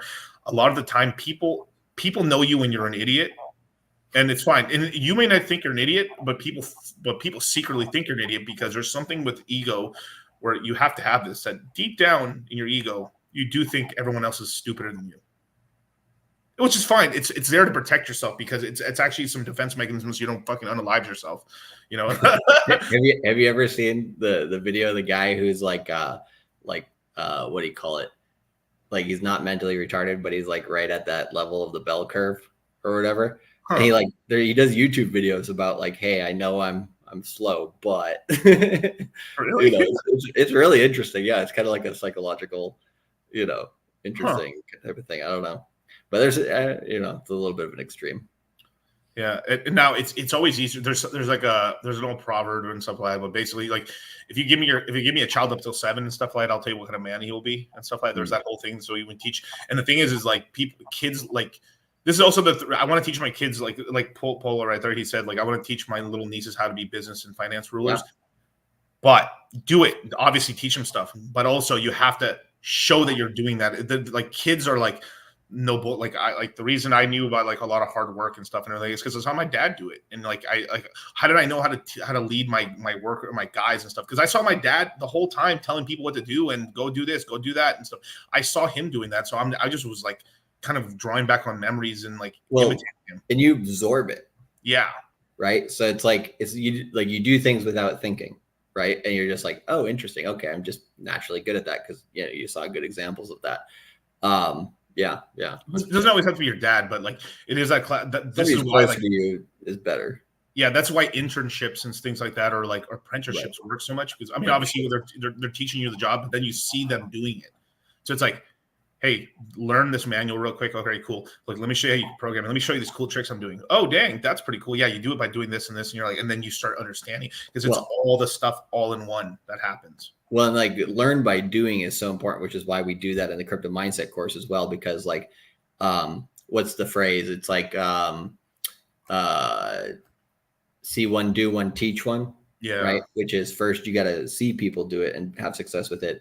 Then you have to do it yourself. And then if you teach somebody else, right, then you have that spaced repetition where you learn it the best. But yeah, if you can kind of go through that process, you can go through that process with the crypto mindset course because basically you come in and you're like, okay, you see us and what we're doing. You see it every day on YouTube.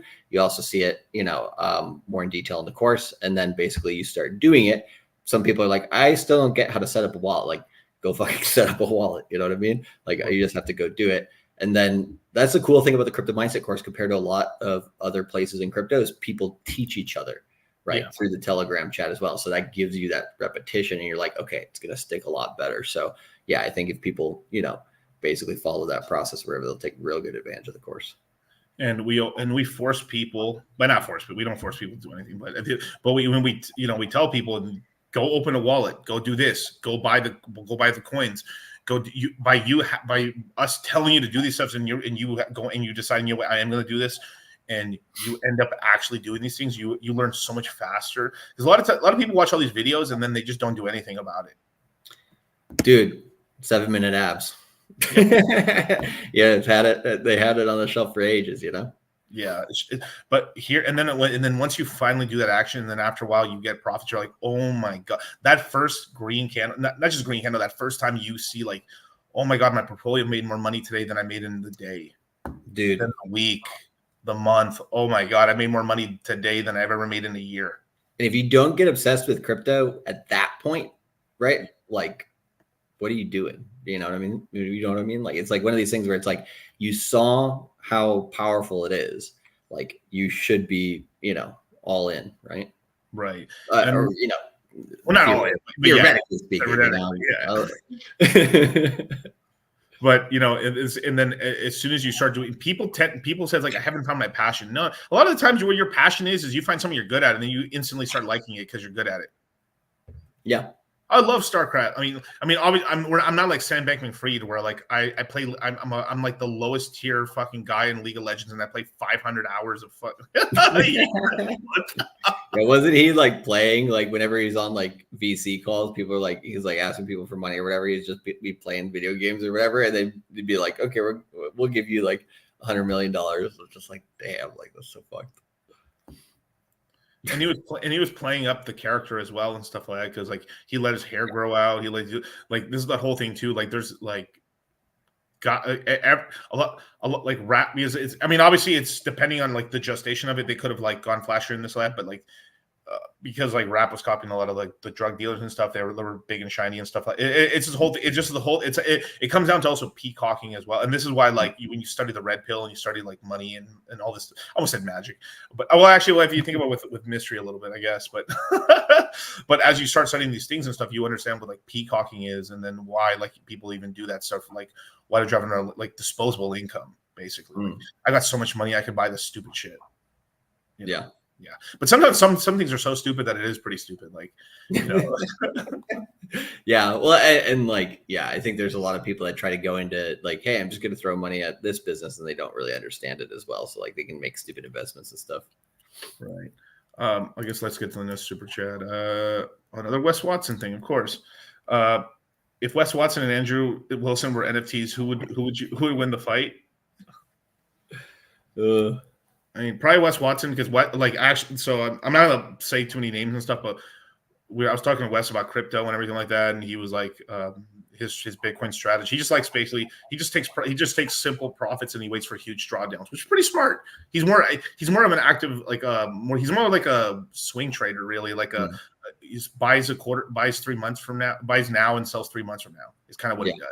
Well, he takes advantage of the impulse and the spurt, but then like he's like, okay, I'm out because it's part of like, what do you call it? It's like, if you really understand it, you're going to be in longer, but basically it's like, I understand this enough to make money on it, but I still need to learn the details, which he was kind of asking us about in the background. Like, hey, I need to kind of freshen up on this stuff because I know I should know more. Yeah. I just gave him a couple things like, hey, this is what I think is going to happen here and here and here. I told him a little bit more about Ethereum and stuff like that, but he's like this is a strategy that's working for me and stuff like, yeah, that's cool. That's cool. And then that's about as much as you broach the subject, but he knew some people that had some serious Ethereum though. Yeah. Yeah. Oh boy. Yeah. Oh yeah. Oh yeah. Oh, same question. We got Masculine Investor with $2 super chat. Stone Cold Wes Watson, True Alphas. A random $2 super chat. Miguel, did you hear the Spanish version of Single Mom? I did, dude. Mamas solteras. Da, da, da. Did they change the music too? Yeah, so basically there's all these women speaking in Spanish talking shit about their guys or talking about their single mama dramas and stuff like that. And then he made a Spanish version of the song in order just to make fun of them in Spanish as well. So he's like crossing boundaries or borders. He's supposedly doing a Japanese and Chinese version to make fun of single moms. Oh, that's great. Just wait till he gets to the Middle Eastern countries now. Oh my god. Masculine Lester $5 super chat. I was disappointed at first when FNF started. Then Wes Watson had me pulling out the popcorn. Who needs hose when you got no Diddy? Well, all right. So I had one guy ask me this in the live and stuff like that. He's like, the sit down. How much do you need? How much do you need to make in crypto for officially get the Moon Gang permission to buy a Lambo? I mean, it's really. I mean, it's up to. It's like age priorities and all kinds of stuff, and whether like the business. I mean, there's an easy. I mean, I don't know what Charlie. What's your answer? Like, what do you think? Well, it kind of depends on like, okay, so like if you follow that idea of take a third out for yourself when you're, let's say you made like all your profits in the market, right? You take a third out for yourself, you take a third out for taxes, and then you take a third to put back in the market once prices drop. If you kind of look at that idea, then, the third you take out for yourself, how much of that, right, goes towards the Lambo? Is it 100%? If it's 100%, do you want the Lambo that bad, a depreciating asset, right? Maybe, maybe not, right? Maybe you just want to rent it and use it sometimes. You're not going to like drive it every day, right? Most likely, I mean, maybe for the first few months, but yeah, it's one of those things where it's like, it's kind of people intrinsically, I think, know whether they should or shouldn't do something too. There was a few guys on the boat last night talking about loans, right? And they're like, I feel like I shouldn't go any harder than what I've already done, right? It's like, yeah, you should probably listen to that feeling. But like, yeah. So like, let's say the Lambo is going to cost you what, like $500,000, depending on the one you get. Yeah, that's a good man. You can get it too. Oh yeah, one last thing too. Oh, never buy new, buy them used. Oh, yeah, buy them used at least a year to 3 years old. That's one of the best ways to save. I mean, just off the bat, you save so much money just doing that because you can at least if you sell them back. Because if I remember right, I think it's cars under $300,000. You can actually get. You could get like payments on a $500,000 or $1 car, but like typically. You can if it's under $300,000, you can get a 5-year, 7-year car payment or whatever, but like or lease it or whatever. But on 500 and up, people are paying cash for them all the time. So just FYI, that's actually something that like legitimately happens. Yeah. So my kind of like end of the recommendation there would just be like, reward yourself with something, right? Like if it's going to be a car, like, maybe you work yourself up towards a Lambo over a few cycles, right? And then like, buying a Lambo, like you don't even sweat it. There's no stress because it's like, just a very, small percentage of the portfolio. Definitely. Huracans, STOs usually do really well and stuff like that. Certain Ferraris are really nice. Like I'm actually starting to lean more towards Ferraris, but like they're just really fun cars to drive and stuff. It's just, I've heard they're just the Ferraris, the owners and stuff, and the actual companies are just pains in the ass. Basically. Yeah, well, and that one guy at the racetrack in Vegas that drives like a lot of different cars on a daily basis, he was like, I'd almost rather have like a worse car, like if I'm going to buy something, simply because I know I want to take that shit to the limit, and I know like that's going to get out of control at some point, and because you're not on a racetrack, right? Like, you can really mess that shit up, right? So, but yeah, Ferraris are fun as hell. Now, Thomas Anderson, right? Getting designer shit's pointless. Poor people shit. Most people, that's what happens, but that's also not true as well, because then rich people are spending a fucking ignorance amount of money on other stupid people. Are always like, this is the thing people don't tell you, is people are spending money on all kinds of stupid shit that you don't know of. You could be stupidly spending stupid amounts of money on dumb vacations, getting stupid 5-star hotel, doing retarded shit with their money. Hookers, whores, whatever, blow, are doing everything they can, and you will never know about it because it's like, no, I've got all these experiences. Experiences, my dick, dude. What are you talking? No. It's or like they don't see it like, oh my, this guy, he walks around and like, he wears Walmart jeans, got a T-shirt from Lowe's. He walks around and fucking and flip flops and stuff. But he has a $40 million house. Wonder what he bought that was fucking crazy. It was a 40. No matter what, everybody is pretending somewhere they're peacocking somewhere. No, I'm an honorable man. I don't, when the stock market's down, I get a cheeseburger. But when the stock market's up a lot, I get a double cheeseburger. And with ketchup. With ketchup. It's all bullshit. It's like, it's just you. It's just because there is limited funds. You can't spend on everything. That's correct. Right. And also too, if you are in the social media game, right? If you're in the social media game, right? Like me and Charlie, Lamborghini, a flashy cars is better because that helps. Like, I mean, it's the sort of thing like this is something Richard said, that, people fall for all the flashy shit, and usually the guy selling the flashy shit ends up like they're scammers and they'll fuck you over. Yeah. But then there's actually guys who are using that as a way to actually onboard and help people out, and that's what we're trying to do, right? But you get all of it, and then you like these guys like, oh my god, don't wear those gaudy, don't like bust. This guy's wearing a bust down AP or a bust down Rolly and stuff with diamonds all over it and stuff, but I'm wearing a Patek Philippe. Yeah, but you're like less. Nobody knows the Patek Philippe, bro. Like, I mean, not nobody, but only the rich people, really. Only the rich people, but you're still spending $150,000. Like, no matter what, it's who you're trying to influence and who you're trying to show off to and stuff like that. Now, if you have a business where it's about a mass amount of people, you do have to be flashy. Versus if your business is focusing on very high end clients and stuff like that, then you have to be the flashy to those people. What's flashy to those people? It could just be access. This is sort of like a little bit what like Michael Sartain sort of uses in a way where like, oh, you go to a party and stuff, someone invites you and you can bring like 10 beautiful women. You got your girlfriend, your girl, right? But you bring 10, 20 women to the party, and guys are like, oh my God, invite Michael to the party every fucking time.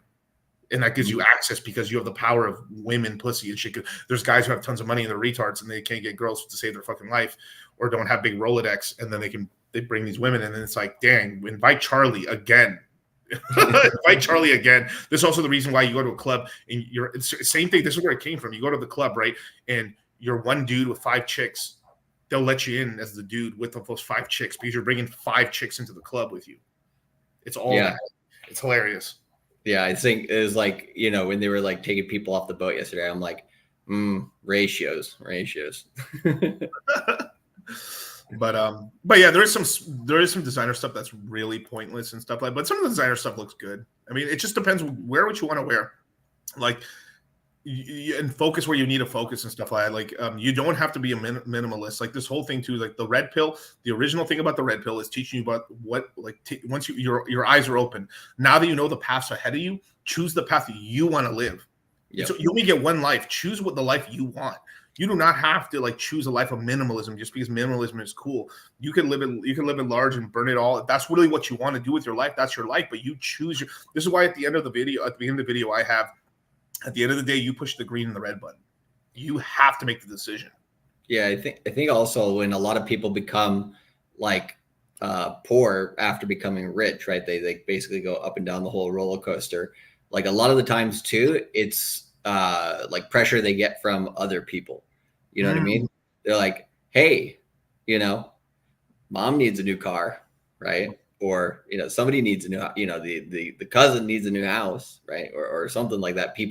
Everybody starts, you know, come and be like, come on, you know, and there's some people who can't resist that because it's their family, right? And so they can actually get taken advantage of in that way and like basically get pulled back into the bucket, which sucks. So like, you know, you have to be generous to some extent, but at the same time, you have to be realistic. I think a lot of people are like, well, if somebody has $1 million, right, they're rich. It's like, no, if you have $10 million plus, now you're rich, right? Like, and then you're wealthy if you have more than like 30, $40 million and stuff like that. But because of inflation, that shit's changed so much. But like everybody, you know, who's still basically working for wages is like, I know I'm never going to get to that spot because X, Y, Z, right? So they always kind of look at it like that. And so I think usually those people kind of expect more than, you know, what is realistic as well. So just don't fall into that trap. Yeah. I if I'm being realistic when you get a Lambo, probably when you have like over $3 million and stuff like that, probably like that's elite, you know, that's probably the bare minimum. And so if you just make $1 million, you could do it, but you better have a way where you like, there's this whole thing where like, there's the difference between like, I sold, like if you profit like millions of dollars from crypto, cool, do it. But if you just over a long period of time, you manage to, you know, get a couple of things and then, but now you can't make that money because we're in a bear market, don't do it. Right. The big, there's a difference between like, oh no, I got it from because I have a business that keeps like I have a business and it's giving me like $50,000, $100,000 a month. Yeah, do it. It's fine. Yeah, because you have hella money coming. That's the big difference too. Is like, is your money, and then like you made a big amount of money, but you still have tons of money coming in from businesses. You're fine. Versus it was one big lick. Yeah. Damn it. Well, and think about the marketing strategy in the last bull market, the difference between Binance and Coinbase, right? Binance, what they did was they didn't buy a Super Bowl commercial in 2021 when everybody else was, right? They would hire more employees at that time, actually, right? Yeah. And Coinbase would spend a lot of money on advertising. Then, toward like early stage bear market, Coinbase hired a bunch of people, right? So they kept spending a bunch of money. Versus Binance really focused then, you know, on retaining the people they had. And then basically once it got to the bottom of the next bear market, then they were spending money on, you know, some advertising and stuff versus Coinbase. Then they had to fire, I think like a few hundred people at that time at the bottom of the bear market or towards the bottom of the bear market. So like what I kind of like mention to people is like how much you actually will have is what do you have at the bottom of the bear market, right? And that's your actual wealth. It's not what you come out with necessarily at the top of the bull market, but what do you still have at the bottom. So, and one other thing too, because like I heard someone say this earlier, like, so with someone like Myron, right? Myron chooses to be a minimalist in terms of like he doesn't spend on gaudy clothes and all this stuff, but he puts his money into real estate because he has goals to reach back into the business too. Back into business. But watch this. Myron didn't let that be because he's not investing in clothes and stuff. He's not letting him. So he's like, all right, what can I improve? Investing in clothes. No, he doesn't. No, just the words. Oh, okay. But like, he's not investing in clothes and doing all this stuff. Instead, he's investing in real estate and everything like that. He doesn't allow, like, he's like, all right, where can I put my money and time into that doesn't cost me too much money, which can give me a bunch of benefit? Fitness. So that he's really in shape. And that is one thing too, is like, I could wear like let's just say there's a like let's just say I was really jacked versus me right now and stuff like that. If I were like if we're the same thing, the jacked version of me lean looks better. Yeah, it's the same t-shirt. It's that whole thing. It's like that, you know, there's something like I don't know if you guys ever watched Chris Jones, Physiques of Greatness from back in the day. He had this whole thing where like, you know, he's just, you know, he's a good dude and stuff like that. But like he says like, I mean, he'll tell you himself, I'm a short dude and stuff like that. Man, like he's like, man, there was regular me, I was getting no hose. 6-pack me, I'm getting hose finally. You know, and then he's like, man, it's hard out here being a short guy, man. It just sucks. But man, as soon as I got the 6-pack and I pulled out the 6-pack out and stuff, man, it finally I overcame this fucking obstacle in my life, which was it was being short. This is facts. I'll find the video. I'll post it I'll post it in the Citadel, you guys, which you guys should join as well. But and yeah, this is the whole thing. Money, your health, which is pretty much comes if you're in shape. So money, health, and shape, your business. There's like you get props for like hard things. To get rich is not easy. To get in shape is not easy. To get in really good shape is not easy. But the interesting about shape is that everyone can. It doesn't matter. Like just about anyone can get in shape. A lot of times some people are in some positions where they cannot do that. But regardless or not, it doesn't matter which of the tech trees you choose. If you're at the top percentile, this is what Wes Watson said this during the whole debate and stuff like that. Yeah, you can be hella in shape, but you're fucking piss poor with no fucking money, or like you have hella money now you got to work on the body. Like that's the whole thing. Like we're all working on one of these things. But I remember saying this a long time ago. It's like the easiest way is just to hyper focus on one thing and then fix up the rest of the stuff. Yep. You have to pick a lane and choose that. Like shout out. This is my ex trainer right here, man. My ex-trainer and stuff like that, man. Shout out to him. Let me see if I still have the message. What was that guy who went to Japan, right? Yeah, O'Neill and stuff like that. I just want to get his actual fitness channel. He was hella getting into crypto. I hope he's doing well. No, he's doing really well. So watch this. O'Neill Thomas, right? O'Neill, right? So okay, I'll just say the story, right? Super jacked guy, incredibly jacked guy. Met Rollo at a live in-person event. Talked to Rollo respected him instantly because he was a super in shape guy, real humble, good dude, studied the red pill, and talked Rollo up and stuff and said, hey man, I'm a trainer, this is this. Rollo happens to because I talked to Rollo, oh yeah, I'm training right now and stuff like that. Oh yeah, I just met this guy right here. Do you want to meet him? Sure. He gets invited to the FNF background. I'm there. I meet him there, get his number. He lives in Florida. He moves out to Las Vegas to come train me. Boom, boom, boom. We're hanging out, doing all these other things and everything like that. Really helps me out and stuff because at the time Charlie knows I was having trouble moving actually. So he helped me with tons of stretching and stuff like that. And now I'm able to work out and do all this other stuff. So it's fucking shout out to him. He leveraged that way himself into a really successful online training business, as well as physical in-person training business in Las Vegas. Starts working at one of the most expensive gyms in Las Vegas.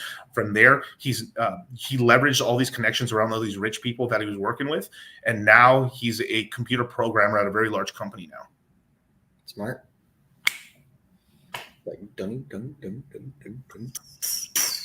If he didn't, you know where he'd be at?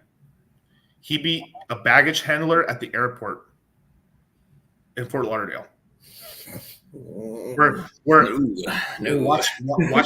this shit. The day before, so when I told him, hey, come out to Las Vegas, bro, come out here, dude, I'll give you a job and everything like that, come train me and stuff. The day after I gave him that job offer, he almost lost his hand in an accident at the airport. Damn, bro. All facts. Everything I'm saying right now is true.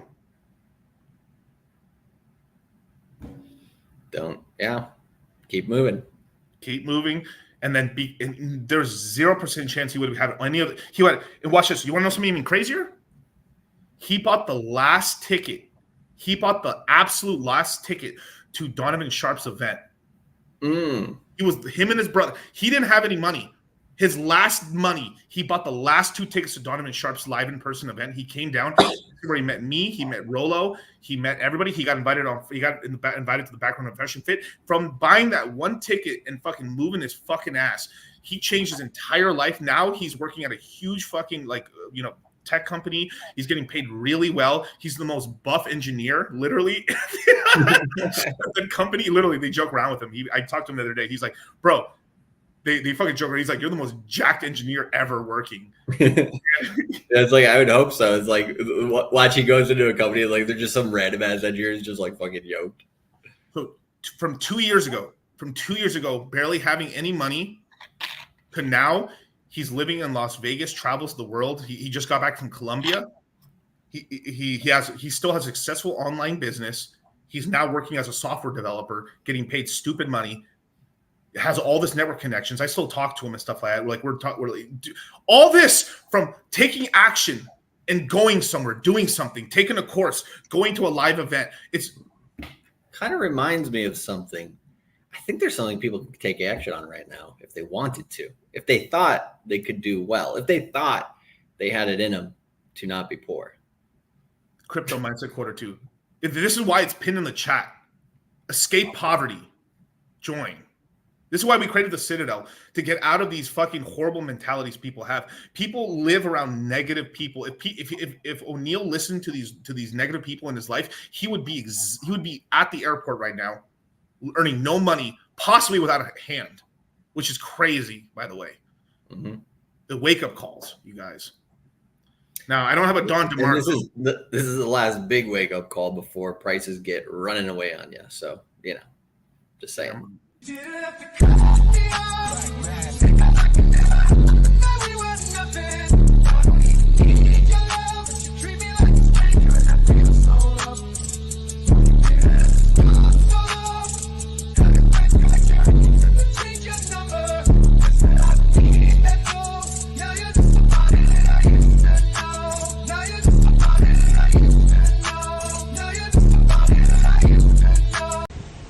I live in a town where there's like no emo girls and no scene girls, and it sucks.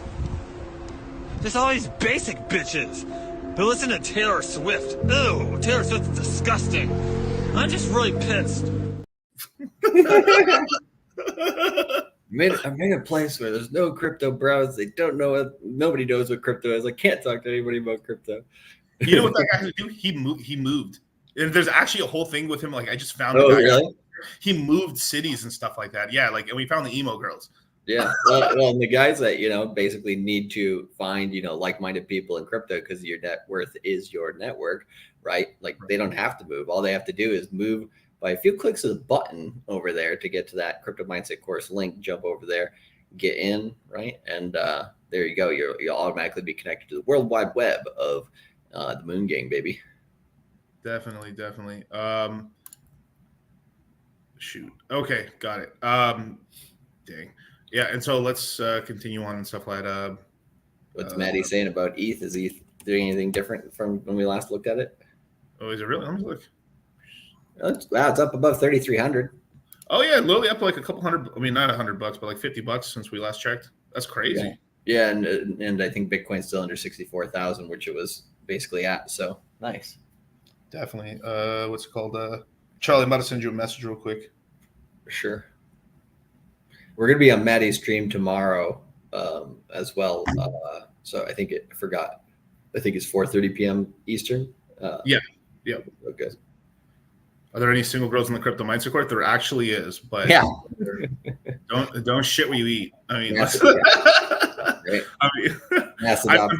I'm teaching these ninja chicks to control their man, and I'm teaching these men to control their women and stuff like that. These are highly specialized Barbies I'm creating in the Crypto Mindset course. These women want to wear the pants in the relationship and own it and stuff like that. So like I'm teaching some ninja women. Me and Charlie are, we're teaching some, we're teaching some Kill Bill ladies here. Okay. Well, yeah. And what I'll say, like, from, what do you call it? The last run around. I don't know. Like there's a couple people right at the end of the last bull market. I'm just like, they kind of get lost in the sauce a little bit. Right. Yeah. So this is where making sure that, I would say like, especially, I mean, I don't know this. So some people, they might get offended by this, but it's just like control your emotions. Right. Mm-hmm. Like that's one thing. And I think that's for everybody, but obviously, it's a little different for each person. So I would just generally say, those who can do that, right, are going to obviously play out better at the market. Because we saw a few people on the Luna side who were wrecking themselves, because I don't know, somehow they thought they were doing everything awesome. But yeah, just, don't do that shit. Enrollment ends May 1st. That is next Wednesday, you guys. But if if you DM us, if you DM us before the time, we will give you a grace period and stuff like that to get into the course and stuff. So, but you have to DM us, or you have to send us an email at support@cultivatecrypto.com and just kind of tell us, hey, I want to get in the course, but I need a couple days. That's fine. But yeah, as long as you're messaging us basically on how to get in, you're trying to get in before the course closes on Wednesday, we'll make sure to get you in. Yeah, definitely. That's right. Crypto's my main chick. That's right. I like that. That's funny. So let's see. Okay. Screw Humble, like you bought a used low mowing Huracan for $250,000, drive it for your sell it, roll it back into crypto next cycle. Basically, yeah. I mean, that's not the worst thing. Yeah, that could work. You make the thing is sometimes you make a little money on those cars, or you lose like 30-40 grand at most and stuff, but you still have most of your money, and you kind of got out of it what you wanted, basically. Yeah, man, pretty cool. Hey, thank Ken Rose, appreciate it. And now Gearhead, the $2 super chat. Best way to make money after the bull run. Part of it's just not blowing your money. That's one of the biggest ones. Yeah. Real estate's a really good one. That is the concrete. That is the granite. That's the steady Eddie. And it's a great way to save on taxes as well as buying investment properties. Huge reason why like Myron and Fresh don't pay anything in taxes, because they buy in so much investment real estate that they offset their taxes. But I will say this though, that it also comes with headaches as well. You are managing a business, or hopefully you guys make enough money, you guys are buying something enough. This is a big thing that Grant Cardone got a lot of fire for originally, when he's one of the first guys on YouTube to say this, is that it's way better to have a multifamily property than it is single family homes. Of course it is, because you're just dealing with one big property, and it's literally that one single big property. You can afford to actually have an on-site manager. You don't have to deal with this much shit as you would. Because if you have 12, like let's just say I have 24 single-family homes versus a building with 24 tenants in it, you give a free apartment to the landlord or like manager, and they're taking care of it. You're getting less phone calls, and you're just making it's more streamlined and more efficient that way. Versus 24, you have 24 people calling you with problems consistently, and fuck HOAs. Yeah, dude, those are the worst. Dude, I got an HOA. I fucking hate them. Those pieces of shit. You have one over there? I have one, bro. Oh my fucking god, dude! It makes me mad. These assholes were on my ass about taking my Christmas lights down. I would. You can't be merry and cheerful, Miguel. You can't be merry and cheerful. I'm just gonna move out and leave them up. I'm not. I just don't fuck HOA. Fuck these motherfuckers. I hate those motherfuckers. I know who they are too. Pieces of fucking losers. Yeah. God damn, dude. I didn't anyway. Yeah. Oh, by the way, I just wanted to mention, if anybody does we had a couple issues with Coinbase, and we got through their support. That's fixed now. Basically, we have with the website, like here every once in a while, some people might get an error or whatever. Just be patient with that and refresh it. Basically, we have hired a new dev here earlier today, and basically probably within the next 6 to 12 hours that should be all shored up. But just FYI, if you're kind of going to the website and receiving a couple problems there. Yeah exactly. And also you can just try maybe going just to Cultivate Crypto itself, and then go into shop itself. Because if I just type in cultivatecrypto.com/shop and just jump in there, usually you can hit that better. Not to be confused with the orange guys. That's funny as hell, man. But I'm with you on that one, man. Bad take, Bobby. Same, HOA sucks. Yeah, they're really horrible and stuff. But you get that and stuff like. And then sometimes I know guys who live in these big buildings and stuff like that, where the managers are just pain in the ass as well. It just is what it is, man. It's better than living around fucking crime-ridden bullshit, if I'm being honest. Oh yeah, obviously. And at the end of the day, but real estate's a great way, but it's not like fast money. You basically have to buy some beat down crock of shit and put a bunch of money to fix it up, and then you can make some money. But that's you actively working towards doing that versus watching the market and stuff like that. So it's really about protecting the capital, or if you already have a business, then cool, you can take some of that money to reinvest to make more money in the business. That's the way to make more money, right? Don't just you got to stick to your expertise a little bit, but make sure you don't just start sticking your money in a bunch of stocks and stuff just because I'm a big time trader now. You can get kind of rinsed if you're careful. Yeah, Time to go all in on NVIDIA, baby. Let's go. Let's go. But with that, man, thank you so much for joining us. Charlie, where people can follow you, man? Yeah, you can go over to YouTube, Cultivate Crypto on YouTube, Twitter, Instagram, everywhere else. So, yeah, go follow that. And, yeah, it's all good. Perfect, man. I will be here tomorrow in the morning, man. I'll let you guys know on YouTube. We are doing some stream. We're doing Matty Allen stream. We are doing Charlie's Moon Gang show. And we'll be doing my stream as well. So catch you guys on the flip side, you guys. Peace. And... ¡Dale, güey! ¡Dale, güey! ¡Te estoy diciendo que no puedo, cabrón! ¡Dale, güey! ¡Mi pinche bot dónde está! ¿Dónde está mi pinche bot? ¡Está nadando el pendejo!